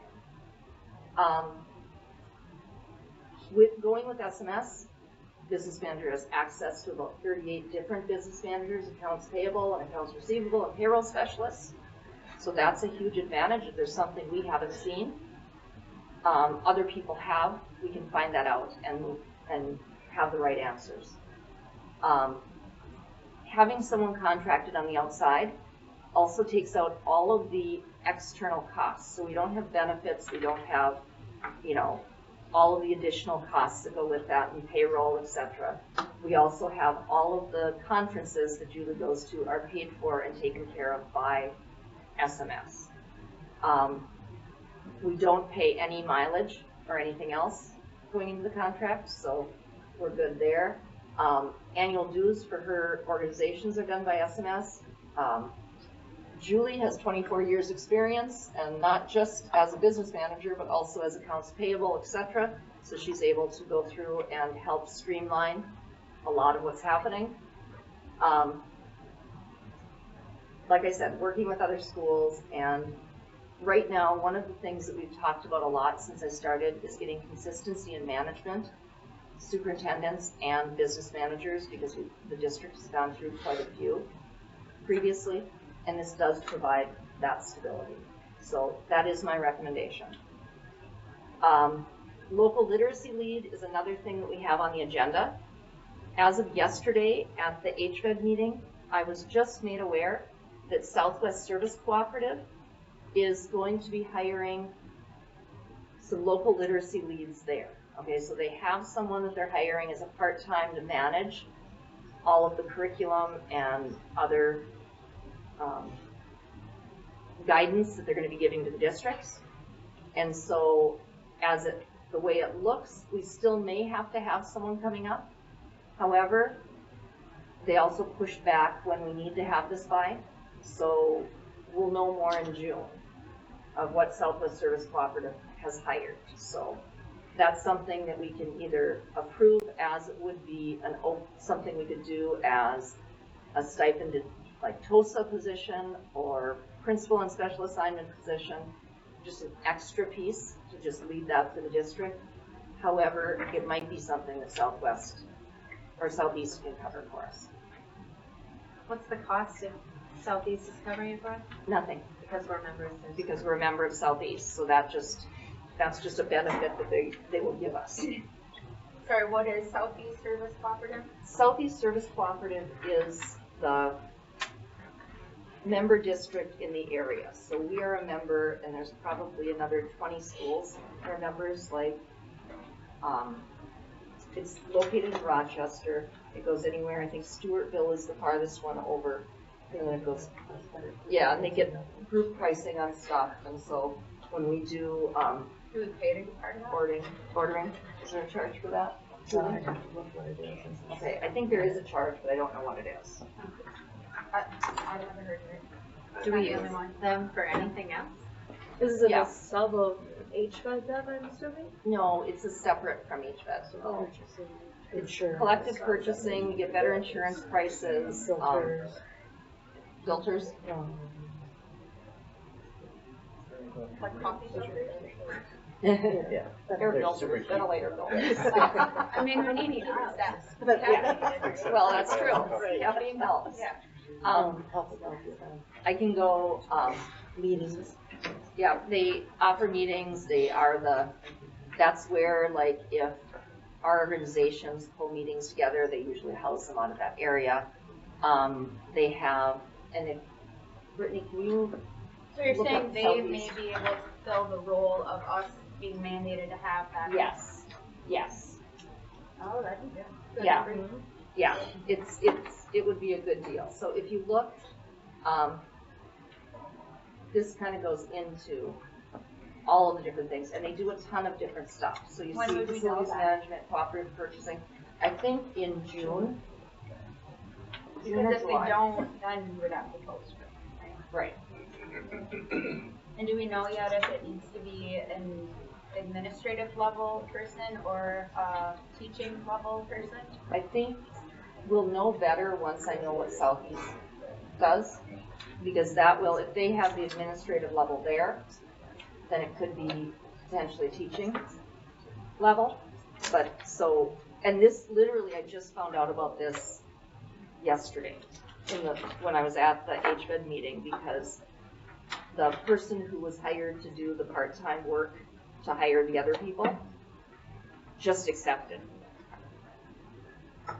So this is like developing as we speak.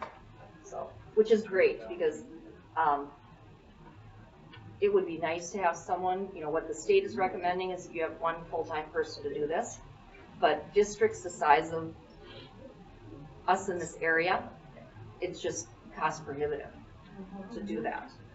But if you have one person that works with multiple school districts, because they're essentially going to be doing the same thing in each of the districts, then we can keep everyone kind of on the same page and maybe get better pricing on things, because if you're looking at curriculum or other things, the more you buy, the better discount you get.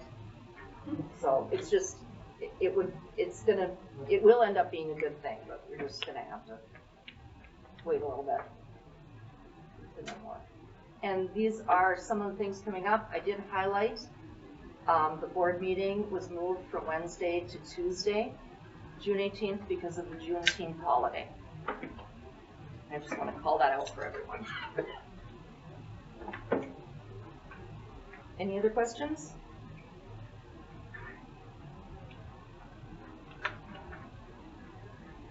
Thank you. Yeah. Okay, we're on number 11, Education Minnesota. Hi, so I did look at this a little bit ago. I don't know if anybody added to it, and I'm dead right now, so this could be a surprise for me too. Your computer is dead. Yes, yes, Okay. the computer, rest in peace, left my own at home, so I have no idea what kind of charges would have on it. Okay, the littles are always adorable, so lots of fun activities. Learning about being flexible versus rigid. Anybody knows? Yep. Absolutely. Flexible like a palm tree instead of rigid like an oak. Yes. Very useful learning. Yes. For adults maybe, and children. So all of this goes home, and this year they did a topic per month that they were very intentional about family engagement. So this month was, that's opening you. Thanks, Karn. Oh, I miss The Children's Museum. I need an excuse to go back there. So exploring the Children's Museum as a, what is that phrase that you guys, leaving for learning? I love that. So some leaving for learning. Oh, dress up books, first grade talented kids.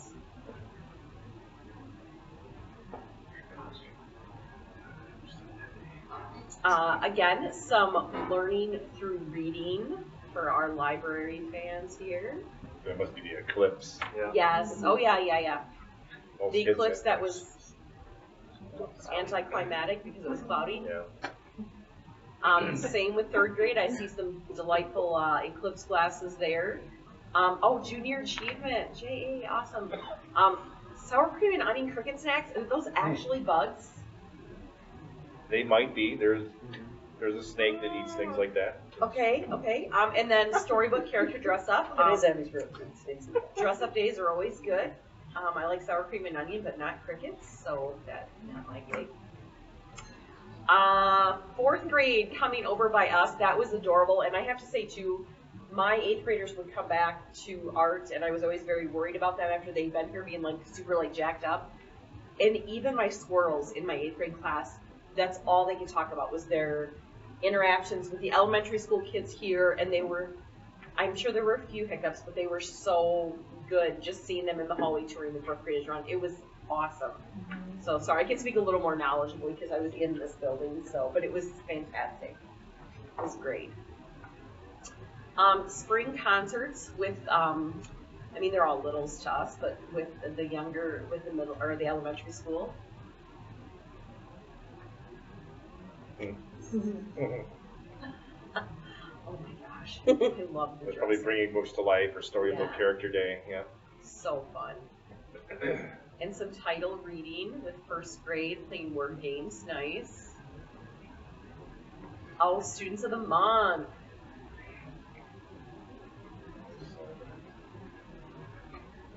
Staff of the month. Oh, Miss Getzinger. Yay. Information from the office. Updating spring dress and dates to remember. Okay.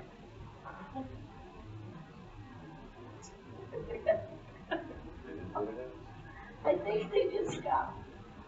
I think they just copied the slideshow that goes home. I know, yeah, sorry. The Lawson County is open for your business today. Yeah. Take something. So the transition days for to the middle school, we heard a little about that from Eric.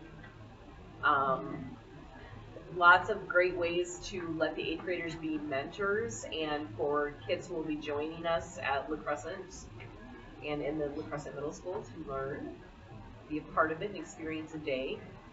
Career Exploration Day at Western Technical College. They get to explore 4 different career areas.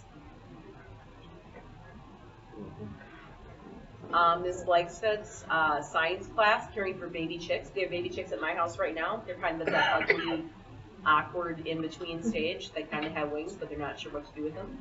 But anyways, they're adorable. The kids too.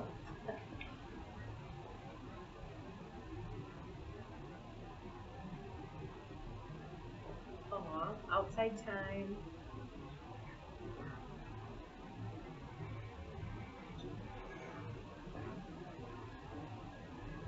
Oh, some more pre-K, Discovery Preschool.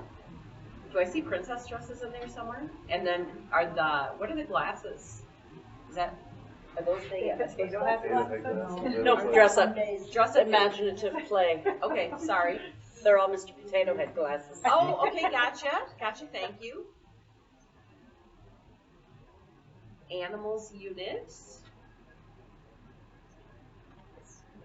For 3rd grade. 8th grade advisory activities. Elementary school fun night. Okay, thank you. Yeah. Oh yeah, there's a video. Yeah. Yeah. should be created. This video kind of organizes or represents what we did just that specific night.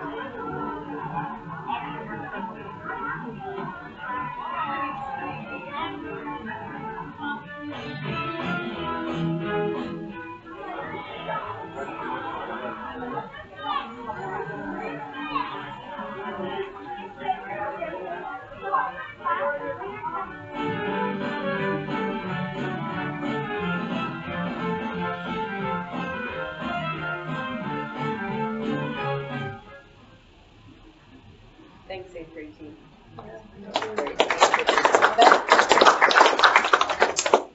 There's a few more slides.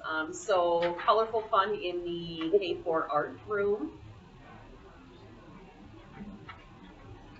Ooh, recorders. Wow. There is a special place in heaven for Barb. And then facts, Ms. Fitzloff's classes are always really busy. I was glancing at her stuff, and my favorite is the like use it up days that you'll see, where they figure out ways to use up the leftovers, which is how I cook about 3 nights a week.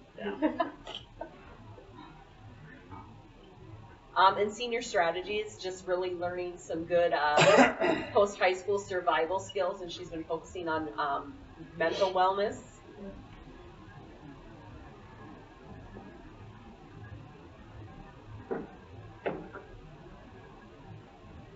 I love that O was trying pecan pie for her first time.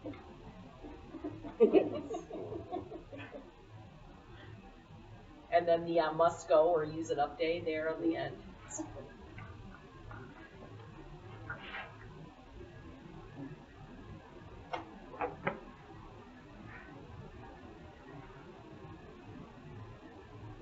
Thank you. Thank you. Great job.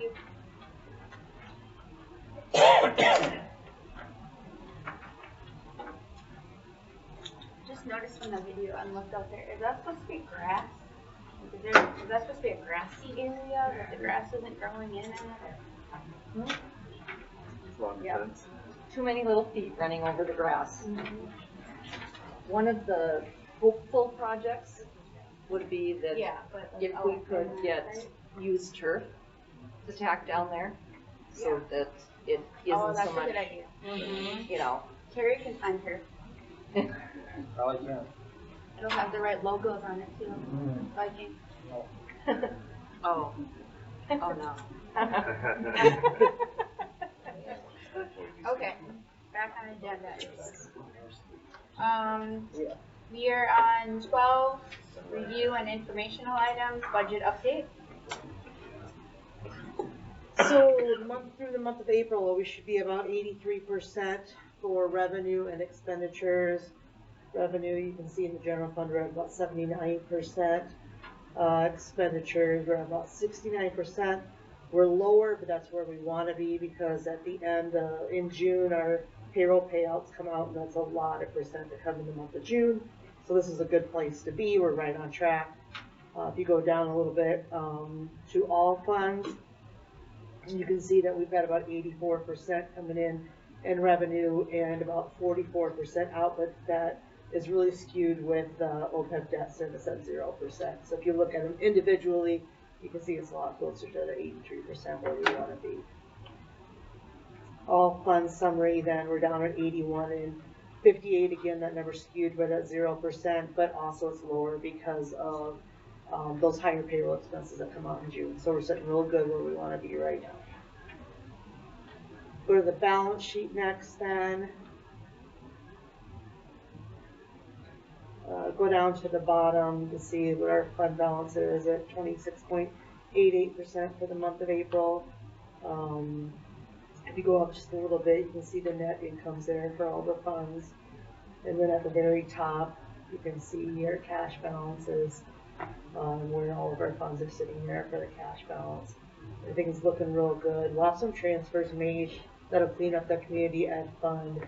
And then of course there's still some end of the year journal entries that get done to move some of those prepaid expenses and receivables and payables also. So any questions on those? Yeah, does your company have the Byron School District contract? No, the person that was there left to take Austin Public Schools. So who has they had our boss in there just until they hired somebody for like a month, and they had. So is he the one who found all the losses, or?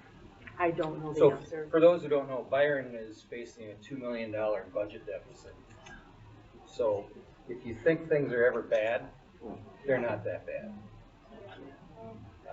Well, and we've got St. Charles and statutory operating debt, Right. and a few other schools in the area too. So kudos to the individuals around these tables that have shepherded our district through some pretty rough times. I mean, it's very, very painful. When I first became a school board member, we had to do a bunch of cuts, and that's not awesome. So. And to add to that, I kudos was just at my my yearly NASBO meeting last week, 3 days of conferences, and there's a lot of gloom and doom with insurance rates rising anywhere from 26 to 40%. That's property insurance. Many schools are in SOD now, and that's why, I keep telling Mindy that we need to make sure we're looking at cutting whatever areas we can. One thing we went through today, we looked at, it cost us about $20,000, and right off the top, after we looked at it all, we could cut, anywhere from $5,000 to $6,000 off that just by things that we don't use. So we're looking at every line item, whether it's staff and benefits or whether it's supplies and purchase services, to try to cut those areas, because there's so many schools going into SOD right now just because of the state funding does not keep up, even though everybody says it was a windfall for school districts. It just went to either specific areas or it's not what people think it is. So right. We have a very large district across the river, not too far from us, that went to only major medical for their insurance starting next school year, and people are having to go to Marketplace to find coverage for families. They can't afford it. Yeah, it's some really bleak things out there in the school district world. There right now, is, so. yes. Unfortunately. Julie, I have a question. Yes.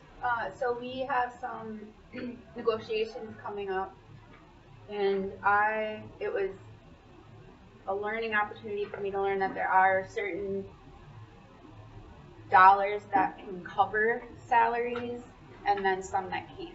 Like for example, we can't use facilities dollars to cover. Correct. So can you just give a quick overview, because 3 of us are on these negotiations, kind of like what is available when we look at that and what isn't? So if you go down below, look on our balance sheet, what I have on down below. So you can see reserve restricted there, the 1.2 million, and you can see the assigned fund at 476. I'm looking in the far left column, the first row of numbers. And then, so the 1.2, the 476, the 8,000, and the 24,000, all of those dollars are all reserve restricted. So the unassigned fund balance, the 1 million, is what we have that we can do anything else with. So restricted might be capital projects, might be, we have to spend certain dollars in the area of basic skills or gifted and talented, safe schools, MA would be our MA billing.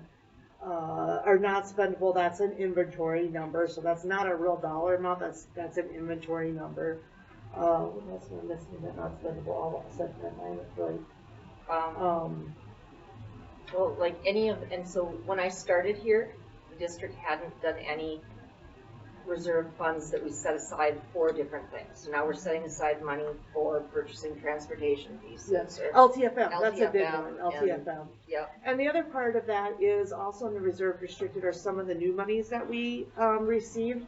So the library aid has to be specific, and we already spoke to that today in our presentation. That has to be specifically used in the library. Student support aid is another one that has to be used specifically, and it has to be new. It can't be, so if we have a counselor, we can't just put that money towards the counselor we have. It had to be either new during COVID or new since the money was to us. Yes? Thank you for bringing that up, April. And can you just maybe speak what the sustainability is of that undesignated fund balance?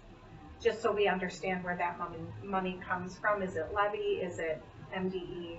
Yes, so when we adopted the revised 24 budget, we were using about 300,000 of our undesignated fund balance.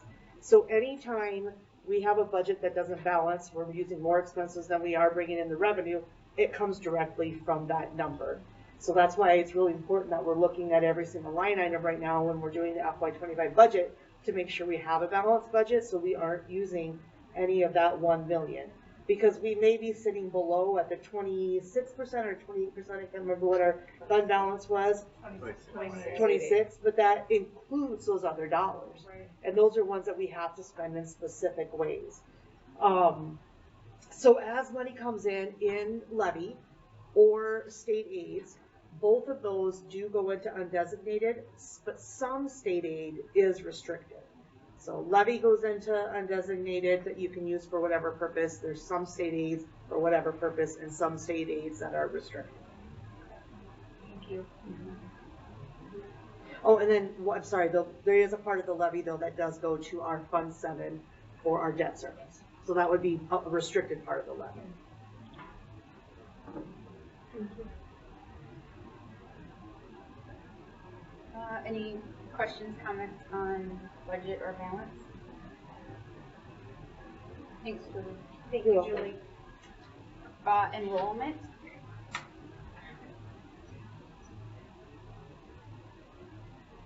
What are we at for current kindergarten enrollment for next year? Brittany? As of yesterday, Brittany told me we have 49 registered, correct? 49 registered. And let me look at these. I think it's had 49 registered. Two Four that are came overnight to be processed. I tried to run a search to see who maybe had started applications but not submitted.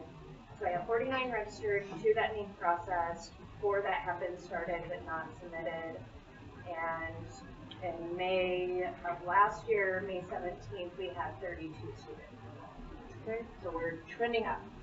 That's good. 20 over for the year.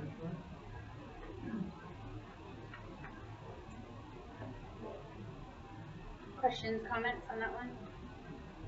Moving along. 12D, student behavior. Can I go back to the enrollment just for 1 second? No, we're past. Just noticing that while our numbers are declining, the elementary school level is staying the same, and we're declining in the secondary buildings. So I'm just wondering, is it set that we're moving to 3 sections, and can that be evaluated? I really loved their presentation. I really feel like we're meeting kids where they're at. We're doing our goals. That's what we want to be doing, and it's really disheartening.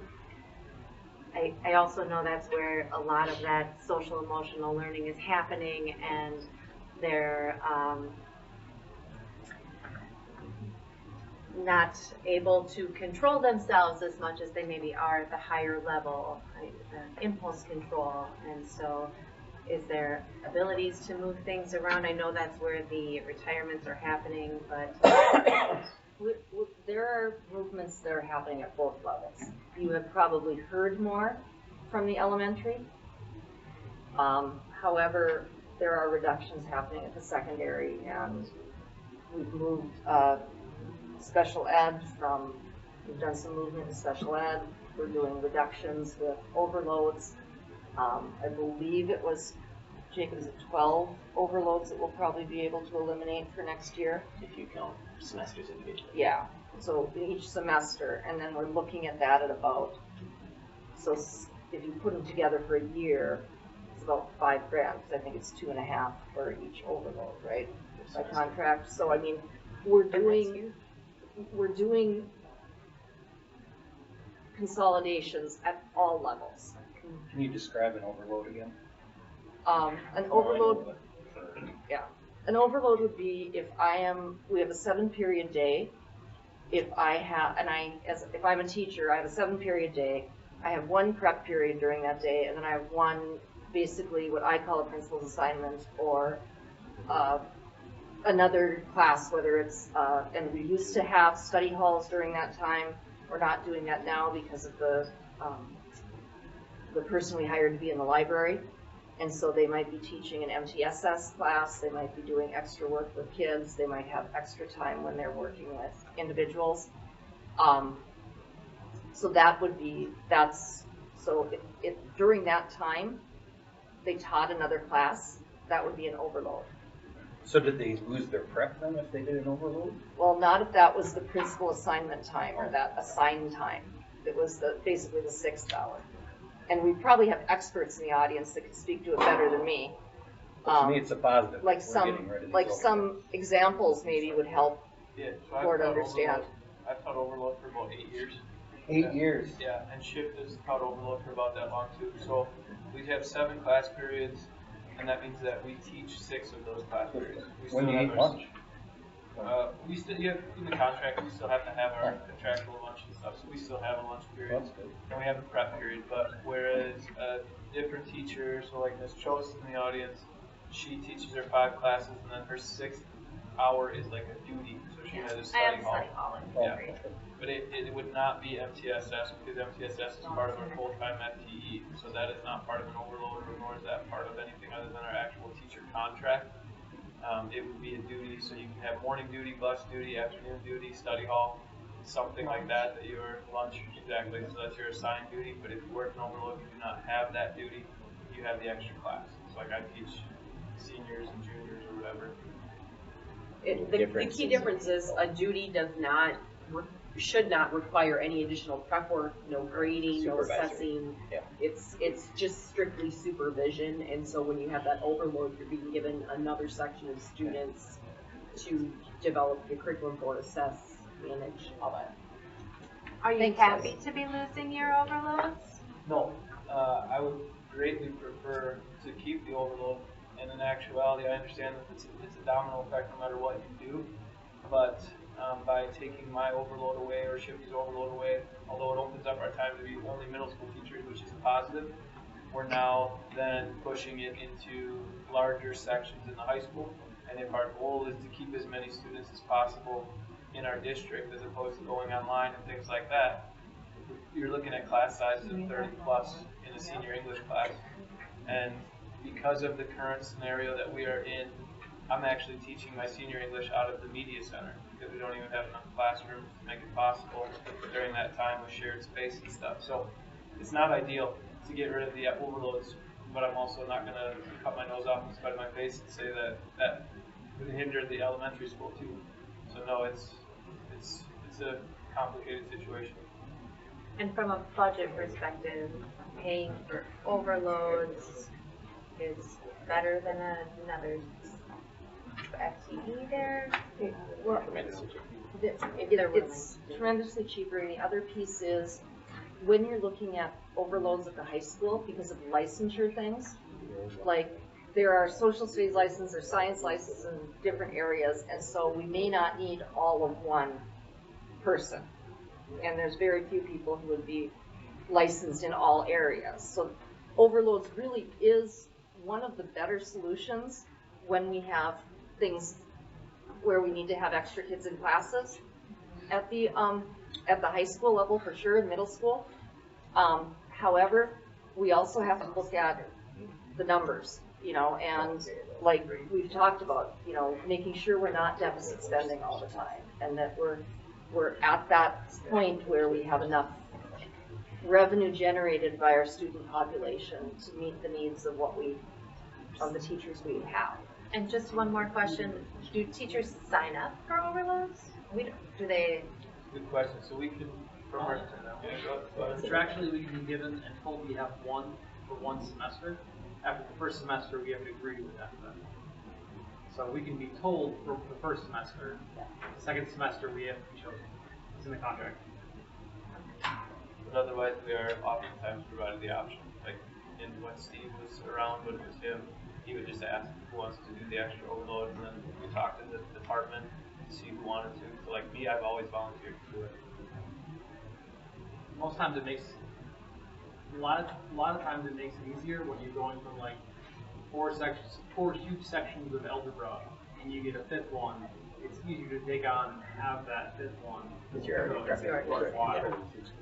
a lot of times when they're taking place, it actually makes the job easier because it spreads out the kids. Instead of having 3 huge classes, you have 4 smaller ones. Thank I'm you. on overload also. Thank you for your perspective. I think that's great.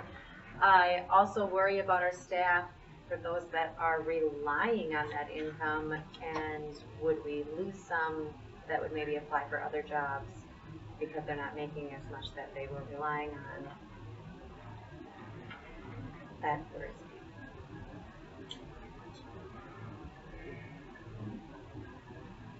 Like if they've done overloads for 8 years. And now they're losing that income, are they going to look for a job in a different district that they can make more versus having to get another second job somewhere to make their ends meet now?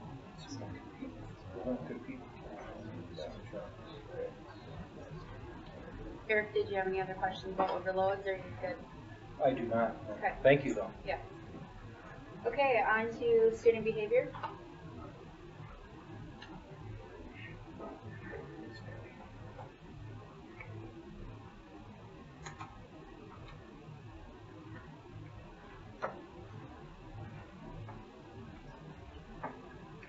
For going up to date, you could add 2 more suspensions to mine.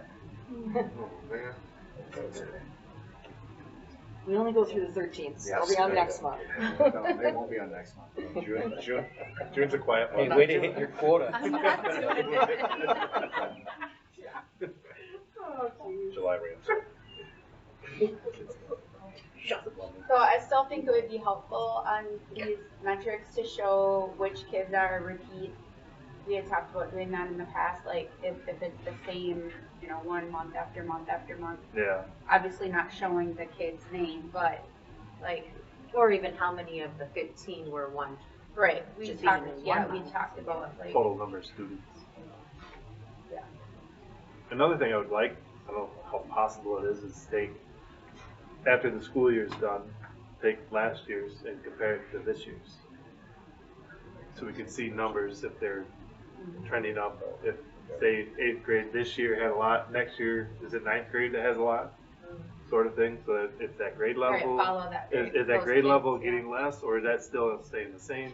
Or is what we're doing working? Is it working, is it not working? I Tracking feel like, cohorts is what you're talking about. what's that? Tracking cohorts. Yeah, but once a year, like at the end of the year, doing a school year, and then It's all on the spreadsheet. I mean, last year's is on the same spreadsheet. yeah, It's presents all to there. the board at the end of the year. I think that'd be a good way so we can track it, help see if what we're doing is changing or. And then my only question on here, does anybody know if you can fill it out anonymously, the bullying report? Last time I went on, I could not. I have been asked by parents. I have received some. but Anonymously? If you don't get a response if you don't put an email address Okay. in there.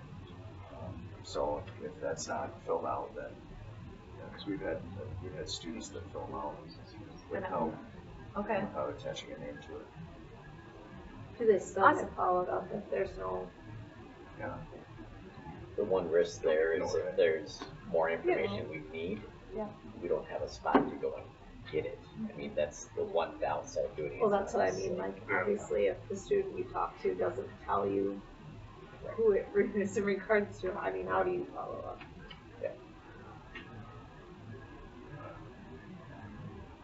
Okay, another.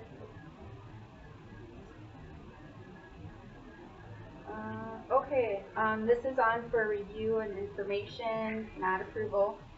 That's the K through 12 combined handbook.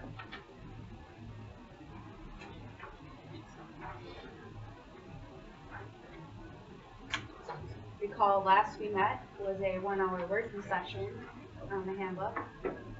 So do you want to hit the key updates since we last visited the handbook? Anyone? So a request was made for activities, classification, and responsibilities to be put in there. And so that was one of the key updates. So right there, that would go to this chart where we listed things that are school managed, school club organizations, paid advisor or extra duties, and community-based student activities. If you go down to the bottom, you'll see that there is a colored grid there, but it will give you a little bit of an idea of what each thing is. So for school managed, we address coaches. You know, if it's a school club or organization, it's a volunteer staff member. Paid advisor or extra duties. District posts, hires, and pays. If it's community-based, then it's unrelated to school and we don't pay an advisor or a coach or anyone to be in there. And if you look up, you'll see things like youth sports, and the sled hockey, etc. Those are all things that are done outside. They may use the Lancer name and that, but this was what we tried to do as we were trying to quantify and you know, Terry, Jacob, and I spent some time looking at this, and I have to say that those two did the majority of the work on it. So we tried to lay it out with what the board had requested here, and then just going up above, and what was up above, some of it was taken off what the master agreement is, and other things are just things that happen, like Boy and Girl Scouts. Okay, that would be just, that's a community thing that happens, might happen in our building, might not. And then we also identified what is not active right now. So, does that Thank meet you. the board's I really needs? like Yeah, this the is great. information. Okay. One question though, so of those, what would go in the yearbook and what would not? It's down Community-based? below. It's down on the bottom. Oh, I So if missed you that. look yearbook, and so everything that's there could go in the yearbook. So if Boys and Girl Scouts wanted to be in the yearbook, there's no problem with that. You know what I mean? Because there are students. But we also looked about materials posted around schools. So for the first three, it would follow the district handbook policies. The last one, no, we're not going to have other people post things in the school. Direct oversight of the school district, same thing. The first three are yes, and the last one would be no. Maybe adding a column about what is in MSHSL, just so people know. Okay. Let me think about how that might be. How to color add that, yeah. How that could be done. I'm not. Uh-huh. An asterisk or something. So people know what they can go to state for and what they have to follow that protocol for. And just curious if it's not school ran and it is MSHSL, who do they report to for, let's say, the rules that MSHSL players Like have to trap? follow? Right. So like if a competitor was violated Minnesota State High School League rules, Yes, who would right. enforce that? Who Well, if they violate either within the sport or outside the sport.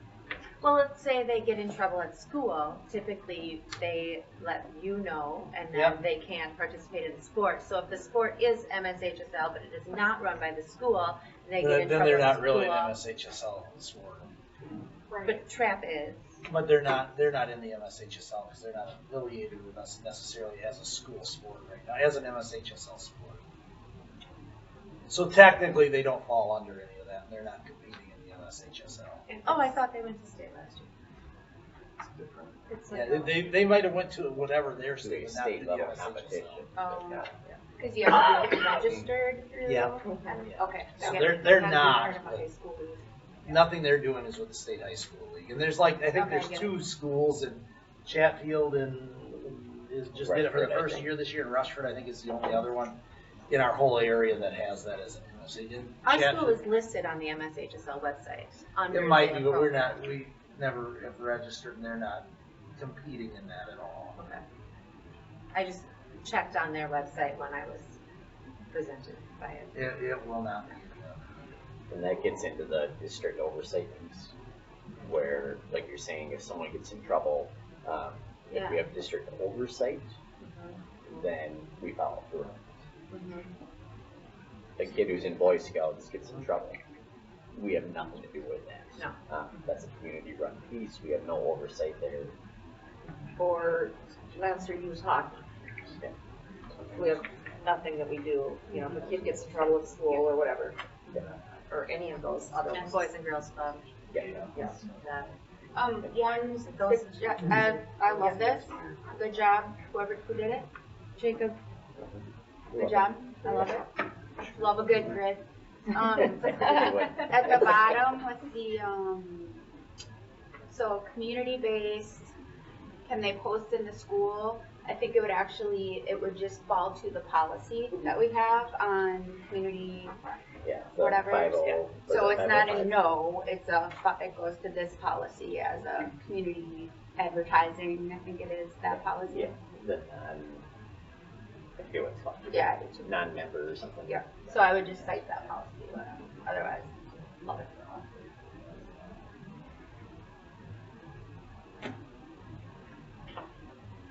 Okay, what other good news do you So have then for us? we took a grid, so if we go down to discipline on there, that was another ask. And so last year, probably since, remind me guys, we started working with teachers probably December, something like that, last year, and worked with them about what are classroom managed and what are office managed behaviors. And so we gave them a few things, and there was a lot of work at each of the building levels to go through and identify what would be a classroom managed behavior, what is going to be an office managed behavior, what does that look like, and trying to put it together in a K-12 document that would have, so if you have a kindergartner doing this, or if you have a senior, it's all in one document, but there's a span there. And giving the principals the ability to also say, okay, this is a kindergartner doing this at the beginning of the year, this is a kindergartner doing it at the end of the year. So there should have been growth in there too. So if we want to go, this is some of the language in here, the disciplinary processes. If you look up here, teacher managed, that would be level 1 or level 2. And so as you go through here, you'll also see some of the interventions that are appropriate at level 1 and level 2. And these were all done in conjunction with our staff. This is what these are what it looks like. So if we're looking at a level 1 behavior, what does that look like? Now, what are some of the things that are going to happen? What are some of the consequences that will happen with level 1? And then it'll go to what are things that will happen with level 2. And these are all teacher managed things. And then when you get 3 through 5, that's office managed. And so that may be one of the counselors taking in a student and working with them on something. It might be a level 3 might be a counselor working in conjunction with the teacher too. And that could happen at level 2, depending on how many times level 2 have happened. And then looking at going up through level 4, and then through level 5. Do all of those discipline opportunities align with what we have listed in the discipline policy? You know what I mean? Like in the discipline policy, we have this list of things that could happen. Do those all align, or are there updates that need to be made to the discipline policy then? I believe they all align, but I want to cross-check it because this is not a final. Okay. You know what I mean? I just, and I want multiple eyes on it so that we are sure that it completely aligns. But I'm pretty sure, yeah, like Jacob said, I'm pretty sure we took it straight out of what the discipline policy was, but when you've looked at it 700 times, On your this- eyes kind of On cross. the behavior definition and alcohol and drug control, oh, go down, down right there, that top one, that was listed twice on that chart, just so you know. Okay. Okay, So good on to know. this behavior definition and levels, that, it's listed again. Oh, Down Along with drugs and What's that? alcohol. Yeah. No, the alcohol and drug and, or controlled Is substance listed is lower. actually listed twice on that chart. Yeah. Okay. Later it's listed as drug and alcohol. Yeah. Depending on what you put your emphasis on, right? I mean, I guess it is a little bit.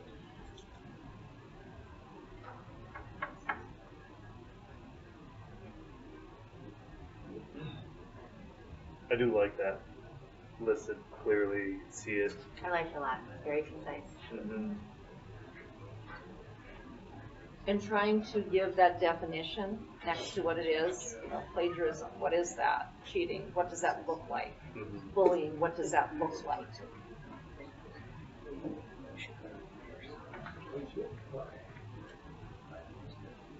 Do we know is it the exact same thing, or maybe scroll back up and just see if it references policy 40?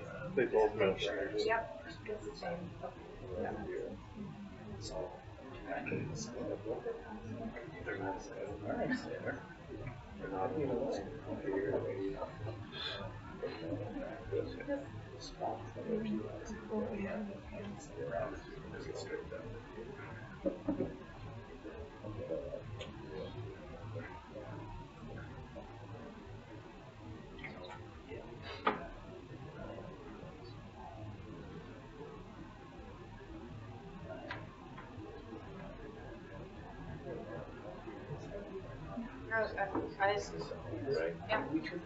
Good. What else do we have? Brittany, what else do you fix? Is there one more thing on this, and then the rest is paid for primarily? I think I saw elementary hyperlinked the terms. If we did that. Yeah. I know we were trying to make the handbook like one unit and easy to read and smaller. So if, for ease of use, you wanted to take that full discipline procedure and make it a separate document and then just link So it'd be a link in that, there? then they could go to it. It would just make the handbooks shorter. Not sure if necessary. You could link it in the discipline policy too. Yep. Like in the act, if you guys pull up the policy, there would be a link to the procedure, and that grid would come up. Mm-hmm. Both the grids, the levels, and then the behaviors. So it would maybe just So shorten it up. what I'm hearing is two separate links. One that would be in the policy that would link to the grid, and another one in the handbook that would link to the grid. And then that's just listed as our discipline procedure. Yeah. And then the grid would live in its own little spot. As a procedure. Yeah. Do you have a procedure template? There are policies that have procedures, but I'm saying like, thing most of them, the updated ones as the policy, the same pattern. Yeah, got it. Yeah, anything else that was? I scored them about, Oh, procedure references. what about the, prom court section? That was removed. Okay. Then change the red? Yeah.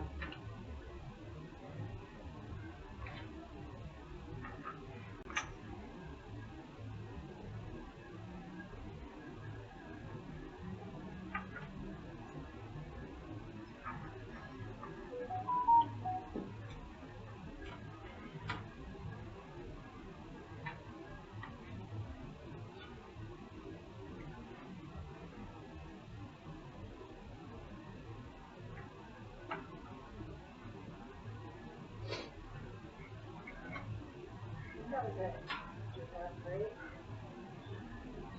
Yeah, there was just the one clarification at the start about graduation, is graduation and related activities. Oh, I did Not notice some necessarily. things under pride cards were removed. Is that getting revamped? It gets revamped constantly. That's why if it's a handbook that's getting approved once a year, it's probably not good to have it in there. Okay. Because that's something we constantly get feedback from student advisory, parent advisory. So just high level, so that you have room to grow. Right, and it's every semester they reapply, it's sent out, but Yeah. We modify based on kind of what we're seeing. And we gotta be responsive, we can't be static. Great. So when we've had the conversation at admin team that as we get closer to the beginning of the school year, there may be a few things that the staff has decided will look a little bit different going in, specifically for Pride Card, I We'll think. have And legislative changes. too. legislative changes are gonna, yeah, that's gonna happen. And I can't remember what was the flex word that one of the teachers came up with? Oh, for the flex? Yeah. Expectations. Flexpectations, so as we're looking at flex time, what are our flexpectations for our students and our groups? Those are things that are gonna happen, so we'll probably, if we've got this set, we'll probably wanna do an update before the school year starts. These are things that we might.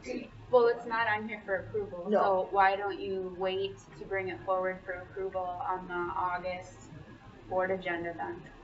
Because then it would be the most current and gives July you, would be best, because it Yeah, does so go in the it goes in back the to school registration. stuff. Okay. what's that? It does July. go in the back So to school July. stuff, it opens the second week in August, so July. So July. That works. So then it'll be for approval on the July board meeting, which is not on July 19th. Are you good with No, June, that's June. one reading, or do you wanna do it in 2 readings? Like, should we bring it in June for first reading, and then bring it back in July after changes might have been made for a second reading, or just one? I don't think so. I think we one looked at it would enough. be enough. Since we've Yeah, already done I'm two. good on looking at the handbook. So one approval. It's not a policy, so I'm fine with just bringing it forward in July. Is everyone else okay with that? Makes sense. Yeah, since we've looked at it already twice. Or 8. 48 Well, times. and on the board. Thank you for all your hard work. Yes. Well, I appreciate everything that everyone's done on this, but especially Brittany. Mm-hmm. I mean, she went way over and above.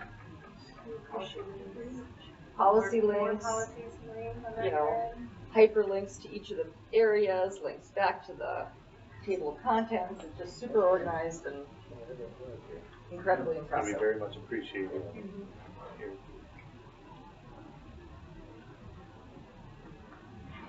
And I forgot a couple of people. I appreciate the board members who took a look at it so many times. That was, because like I said, when you look at it a million times, it's hard to find the oopses. Well, really, the goal is to make it accessible and readable for parents. Yes. Because Parents. we all know the times they go to look at it or when they're mad about something. So being able to direct them to the policy on it. And transparency, for Right. sure, Okay, we are on 12F. Middle school principal position reposted. Update. Okay, so as I put it in, I think I have the dates in my board report. The principal position was put up, and like I said, we've got 4 individuals who have interviewed at this, or 4 individuals who have applied at this point. And so looking to move forward, some of the conversation was saying, how many do we want to have? I have not vetted all of the applications yet. I know of the 4, at least 2 do meet the qualifications and have experience. And then we just need to set up, and I've had a few of the community members and from that team, parents and community members that have volunteered to come back and do another round of interviewing, which I really appreciate.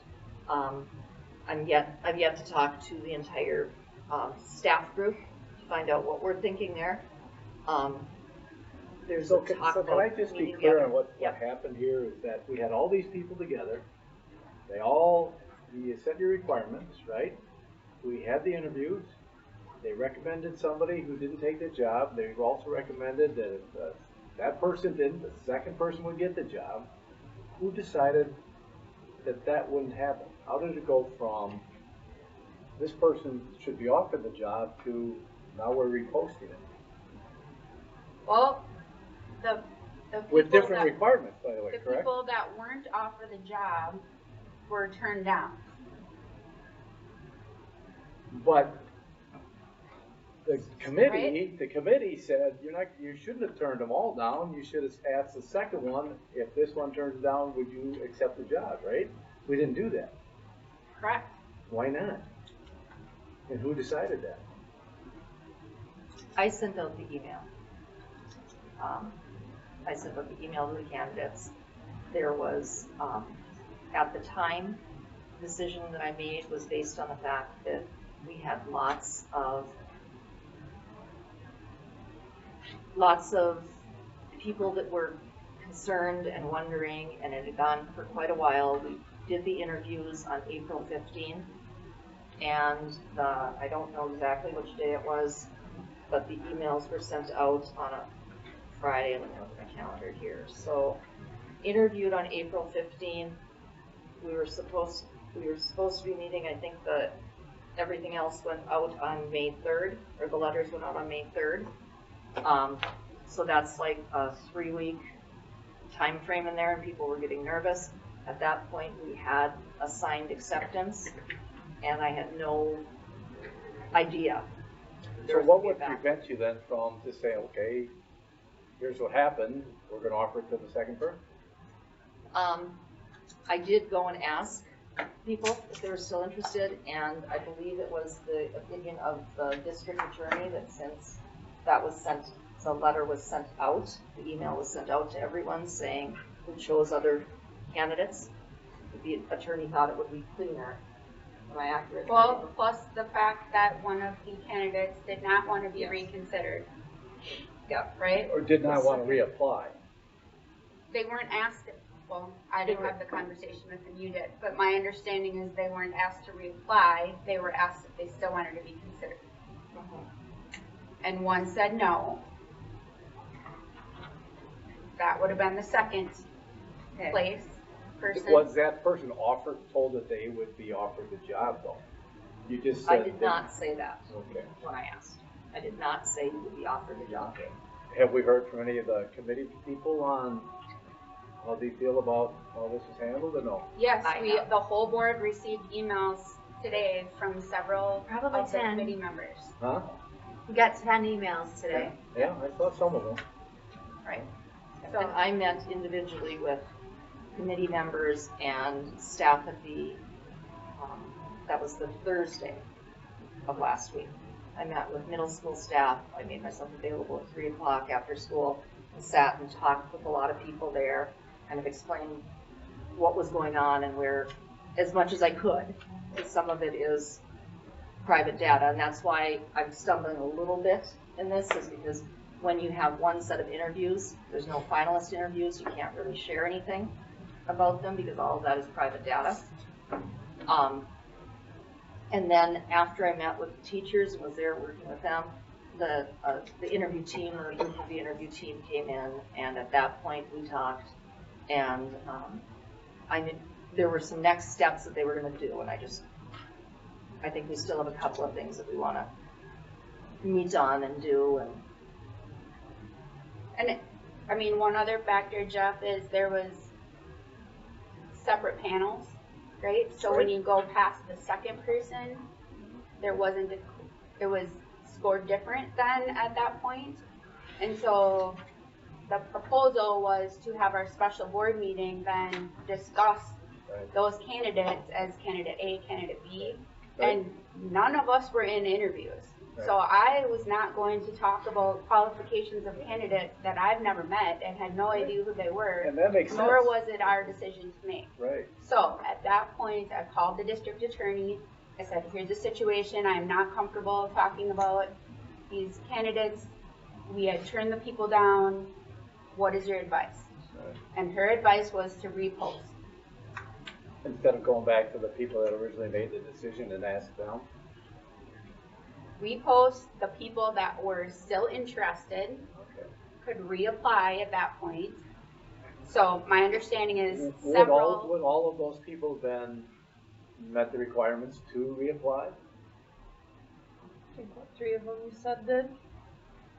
Or 2?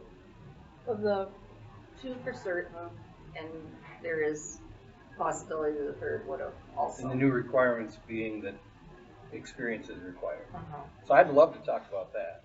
Same. Why did that change? So I can speak to that. Please do. So All ears. I won't speak for Greg, but when Greg and I met with Mindy, Yep. our understanding, I'll speak for myself, my understanding based on our past board meetings where we have talked about middle school behavior challenges, was that we were looking for a principal that could help address and had experience in addressing the restorative, the middle school age group, how to address their behaviors, how to acknowledge their good things. And so when Greg and I met with Mindy, we requested that it be clear that it was a middle school posting because that came into question too. People were like, what does this mean? Are they switching their principals around and what are they doing? So we wanted it clear that it was a middle school principal position. And then before it said experience preferred, we said we would like it to say experience required. And I said that based on what I thought the board had talked about several times before. And we do have internal people that have experience and could apply. So that doesn't necessarily mean it needs to be an external person. So I just want to be clear about that. Right. So my 2 cents on preferred versus required. I'm a nurse with 12 years of mental health background, and I can tell you 100% that panel of people sitting back there has way more experience with behaviors in classroom and teaching than I would. I don't know that any of us here are teachers. We have. Hey.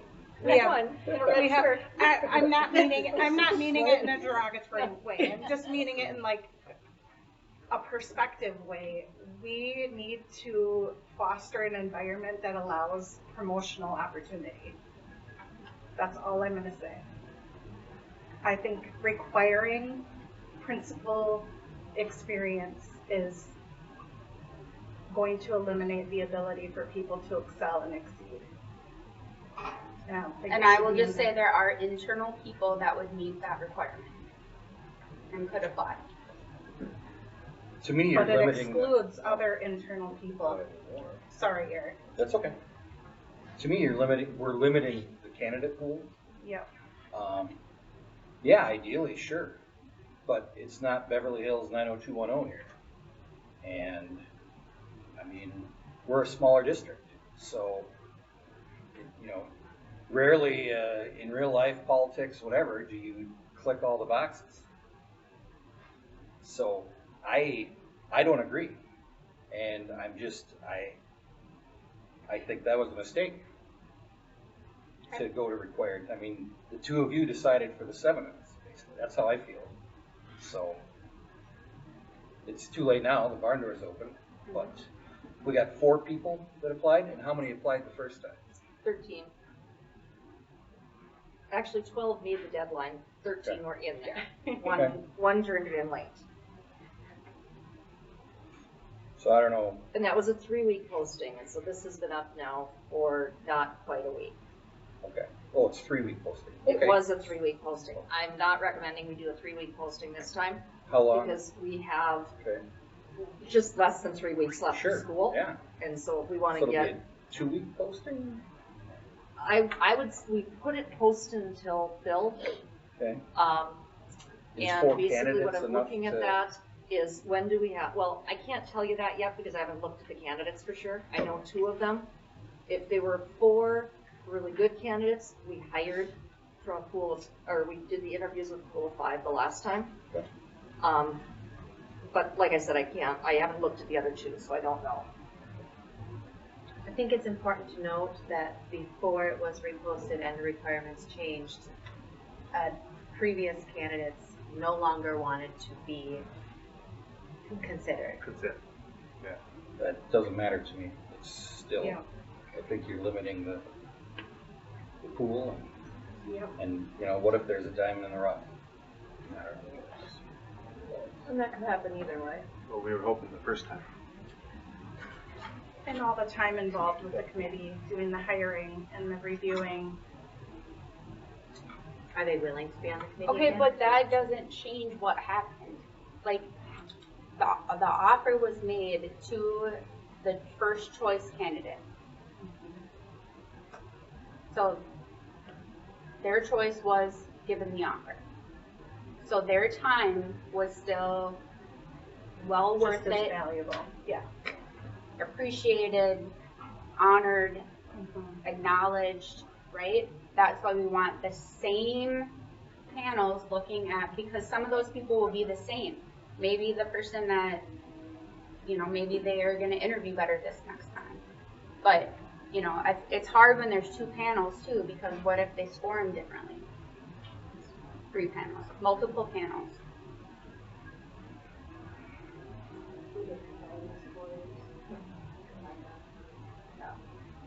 So with the 3 panels, how the process worked the first time is there was a group for parents, community, and students. There was a staff group, and there was an admin group. I stayed out of all of them because I did the phone interviews with the candidates beforehand, and I didn't want to be in a group to influence what happened. So in each group, I reached out to a facilitator. So each of those 3 groups had a separate facilitator that went through. There was a process and an interview rubric, and then an interview scoring guide that came after that. The questions came from whether it was parents and community, whether it was, you know, staff or admin. We pulled those together. We used the same process that was used and the same forms that were used when we hired Mr. Feldman. So, and then Brittany and I sat down after the interviews. We had separate groups, and I met with each of the groups afterwards. We went through and we looked at what they thought. We did an independent rating of each candidate. So if I were on the panel, I would have rated the candidate myself. Then we'd have a group discussion about the candidate, and then I'd re-rate the candidate to see if some of the things that were brought up either reinforced or, you know, one way or another for me, re-rating. Then we took those scores and, oh, okay, I was like, she's gone. Then we took those scores and Brittany and I sat down and I read them, she typed them in, we created a Google form, and we went through and we created a rubric for each of the candidates for each of the groups. And then those scores were then combined from each of the 3 groups to create the overall. And so that's kind of how we parsed it out and distilled it down. And is that process followed for all hiring in our district? The ones that I'm involved in. We I did would the love same to thing. have a process or procedure in place because we've had other experiences with hiring that haven't gone so well. And I think from the feedback that I'm hearing, it was more communication versus process that people were upset with. So, you know, just looking forward, what can we do differently so that it's communicated better? And the communication I have owned with the teachers groups and the other groups I've talked to, I just didn't have the words to say, because we offered on the 18th of April, and it went on for 2+ weeks. that we were trying to negotiate and figure things out, so. Lesson learned. Yeah, you know, now looking back, if I just said, hey, once a week, hey, we're still in process, hang tight with us, that kind of thing. But at the time, I couldn't think of what to say, and all I could think of is whatever I said would be like, well, we have something out there for someone, but it's not you, so just hang tight, you know. That was the little edge that I was walking on, and the fact that, like I said, everything is private until it's board approved when you only have the one interview. In theory, we could have considered maybe 2 interviews because I did the phone interview. So it might have been considered a list of candidates or a list of finalists, but when I spoke with the attorney, she said, no, it's all private at this point. So can we talk about the plan for going forward? Yep. I just had a question. So what has been the process previously? And I'm only speaking to the several emails I read on my way here tonight from current staff voicing concern about process and just wanting to understand, typically, like I'm truly seeking to understand what has been the process in the past for admin acquisition regarding the hiring process that is different this time that is new. Probably just it happened faster when Jacob was hired. The only one I have familiarity with is when we hired Mr. Feldman. And I have a 4-inch binder that Dale Carlson left me, and I followed every step that he did. And the forms that he had, that was exactly what I did, and he had everything written out, and you know, so it went fine there. The difference I can see is probably the communication piece. But when I think for yours, it was less than a week. I mean, Dale called me within 48 hours of the interview. Offered me the job. I accepted. He said, I'll call you tomorrow and we'll talk numbers. He said, take the day, talk to your wife, enjoy it. We'll talk more tomorrow. He called back the next day around 3:30, and we negotiated on the phone. Came to a number. He went to the other members of the principal union and said, here's what we're talking about. How do you feel about that? They said yes. It was on the board agenda a week later. So from interview to board agenda was probably a week and a half, maybe 2 weeks. And the difference with this one is interviewed on the 15th, offered on the 18th, and didn't get a signed contract until the 2nd. Because that's how long it took for negotiations.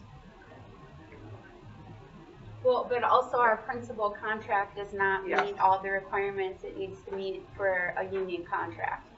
So even the contract that Dale had Jacob sign is not, it doesn't meet union, because there should be a master. It's just like the teachers, not the teachers and the right. MSCA. There should be a master, and then there should be individual principal contracts, and that's not, and it's missing a lot of language. So that process wasn't necessarily correct either. And that's part of what the delay was here, because whatever the first candidate signed wasn't the updated contract that we should really be having any principal sign. But we got a little bit of a PR problem here, don't we? It's created a little bit of problem within within the district, and well, so what is can we talk about the going forward? That's what we need to do. Yes. So is there going to be one panel, or? I believe, I still want to talk to teachers to see how many people are interested in moving forward. I have probably, from the community last I looked, about 5 community members, and I get some from that team occasionally. They'll come through the email. So if we can make one combined interview team, I think that would be ideal. Best steps going forward. And it was posted on 510 You know, and if we have to do 2, we could do as many as 2, but I don't think we want to go back to 3. It was posted on 5/10, I believe, right? It was Friday, right? Last Friday, so that would be 5/10. So we're looking, you know, the earliest that I'd take to look at applications would be the end of this week, depending on how many we have. And then ideally, I'd like to see if we have enough and there's enough candidates that we could schedule interviews for those last couple of weeks of school. You know, so that, because one of the things that I would like to be able to do, and it is trying to fix some of the PR problem, is have our teachers going home knowing that they have a middle school principal that's hired. You know, have some time where that person can maybe come here and meet with people and see, and talk to Josh before he leaves. I think that'd be huge, having somebody shadow You know. Josh before he leaves. You know, so those are my goals with it. Quick question, is it common in postings for administration not to have salary expectations? Or are there salary expectations normally? It goes both ways. Okay. So part of the issue was negotiating. And, you know, boy, I think it would help you sign somebody if you knew exactly what you had to work with. And so was there any, like, all right, here's our, you know, here's where we're gonna be going in. Did you have that? Did you know what it was? Julie and I had talked about what would be All right. affordable. So then, if we role play just a little bit, let's just say that the next person that comes along, you offer X, they want Y. Y is outside of the thing. What do you do? So the principal have a union.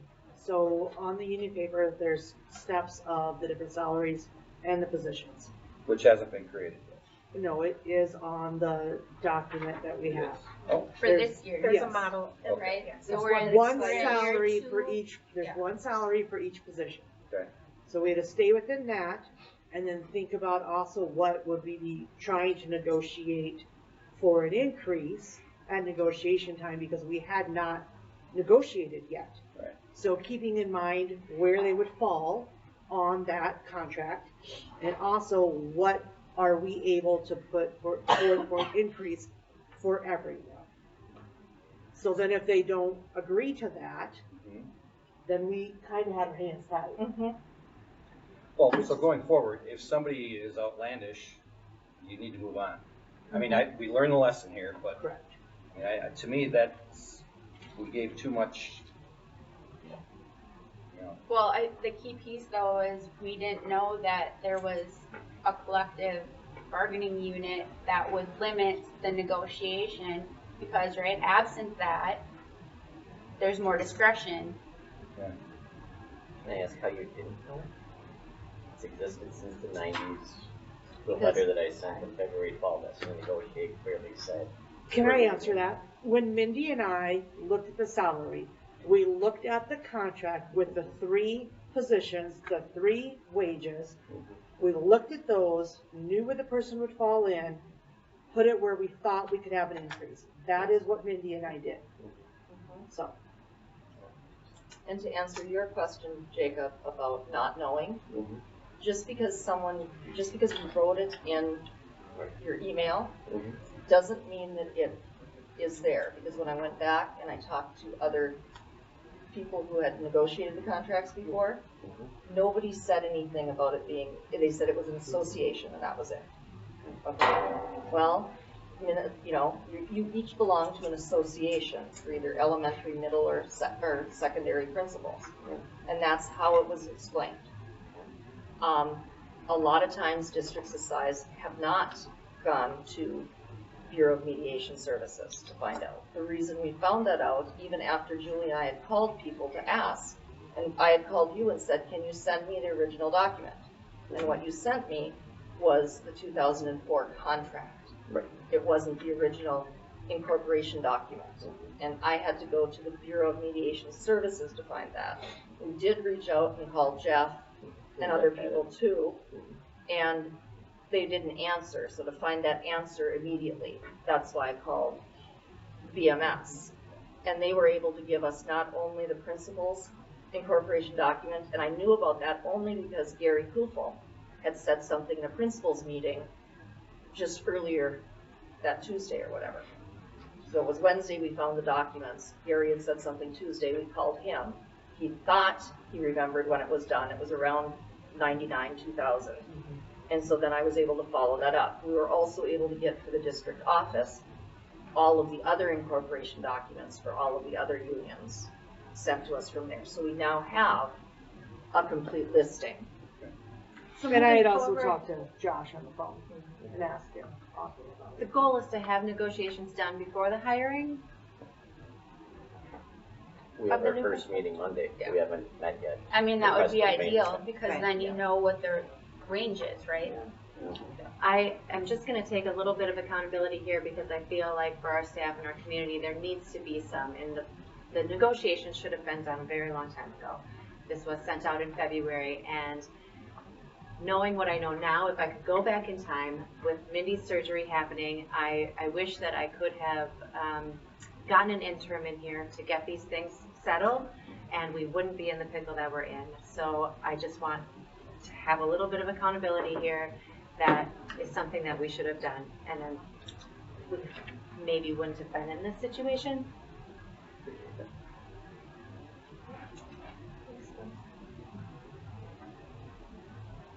So I do think we need to continue talking about the going forward. So ideally, yes, we would get the principal contracts negotiated so we know what the range is.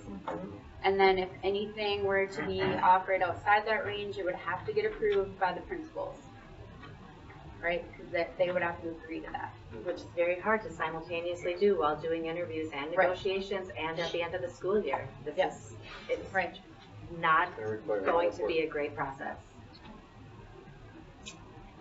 It's the pickle we're in and we have to move forward, so. And so will the plan then be to have the panel pick up 1 and 2? Yes. Because board's not on panel, right? No. So no board members on group, but we need to negotiate, and it's Jeff and I and April. Okay.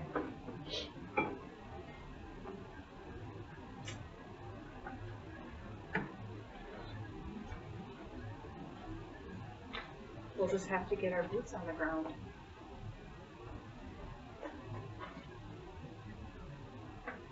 Anything else on this topic?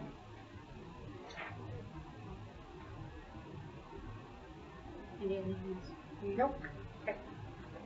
We're on 13, consent agenda. Move to approve. Second. Discussion? Any donations? No. Okay. I will note the policies.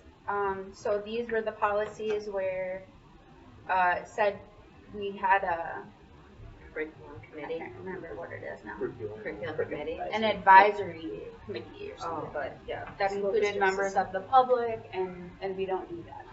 So we had said we either need to not have a policy that says we do that, or we need to do that. And so my understanding is this decision was that we're going to start doing that. Mm-hmm. And within that policy, the months are identified as to when meetings will be. Okay. I just got the cancellation, I didn't get the updated ones. Updated policies are attached to this, right? You mean meetings? You're on it. Well, it said I was, but it got canceled. I don't think they've created it yet. No, it hasn't It's been an created. old one. Oh. So she took Are you all the talking old ones oversight? No, I probably don't have it anymore, but I'm pretty sure it was, I'm fairly, like 99% sure it was curriculum.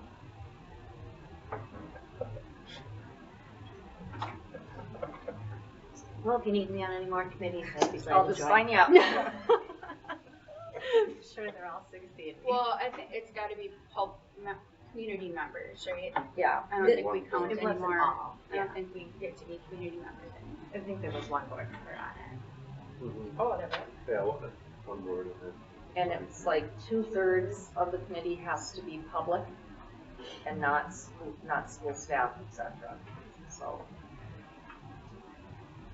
I think it'll be a good thing to do. It's a good idea to. Any other discussion? Okay, those in favor of approving the consent agenda, please say aye. Aye. Anyone opposed? Okay, consent agenda is approved. We are on action items, number 14A, approval of school calendars. Move to approve. Second. Any discussion? It's nice to have them out that far. Appreciate it. Yeah, thanks for working on that. Any additional discussion? Okay, those in favor of approving the school calendars, please say aye. Aye. Anyone opposed? Okay, school calendars are approved. Action item B, school management services contract. Motion to approve. I'll second. Any discussion? Yeah, why 3 years? I mean, we only do 2-year contracts for staff, and I'd love to get our own business manager back in the district, no offense to you. I second that, Julie. You do a great job. You've done wonderful things for us. I'm really happy when you're here and how you explain things to us. When I just see the salary, just adding a little bit more could get an in-house person, which could take a lot of work off of Mindy. So I don't think we're at the spot right now where we could do that, but I think that should be a goal. Do we get a better deal for 3 years versus 2, or? We lock in the prices, so if we lock in for 3 years, then the business cannot increase what we pay. Well, I understand and that. But if inflation happens now, if you looked at the other spot in the contract, there is a 60-day out for both SMS and the district. So if during those 30 years, we give 3 years. 3 years, I'm sorry, 30 years, geez Louise. Give Eric a heart attack. Yeah, really. no, it's been dead. Within those 3 years, if we give 60 days notice, because we are at a point where we want to do that, then we can. I didn't see anything in there about a penalty, but is there any penalty for that? And I did notice too on the contract for SMS to terminate, it says 30 and then 60 in the sentence, so maybe see if they want to fix that. I talked to him about that. I thought he had fixed it. Well, he did fix, I bet he fixed the number, but not the word. Because he had 30 in it first, and we told him it needed to be the same, 60. But the one that was attached, that's what it said, but I don't know if that was the latest. We'll make sure that the one we sign is the same. Yeah. Because we did, originally it was 30 days for SMS and 60 days that we had to give notice. And so I just called that out, and Julie worked with me, with Todd, the owner, and he was great, and he fixed it. There were a couple of other things we had to clarify on the mileage piece too, and all of that, and it was all taken care of very easily and quickly. So the one that's in my folder needs to be updated before I sign it, is that what I'm hearing? It's Article 2, Section 3. Agreement on 30 and 60. Oh, yeah. So he just changed the number. Well, the word says 15. Look at Article 2. Article 2, Section 3. Yep, contractors' termination rights. Yep. Okay, but it There's- says yeah. 30, and then First there's sentence. 60 in parentheses, and then it says 15, with and 30 30 is in parentheses. Yep. So I'm not signing that if it's approved until we get an updated one. We'll get a new one, yes. Okay. We'll have to.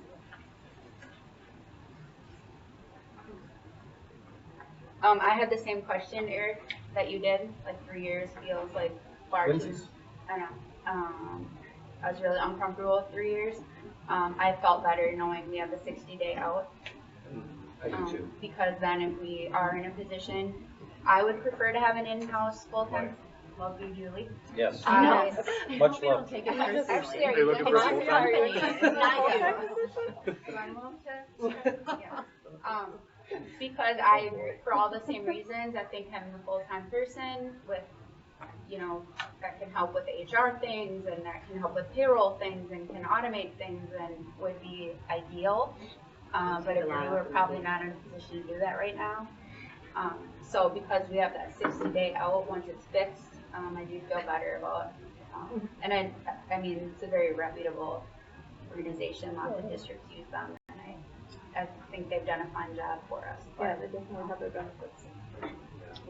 Do we know if, I think one of the other things I asked was, do other districts similar in size to us have a full-time business manager? Or do they also have part-time or contracted? And Julie, if you want to speak to this too, I know that when I talked to Spring Grove, they have an in-house building manager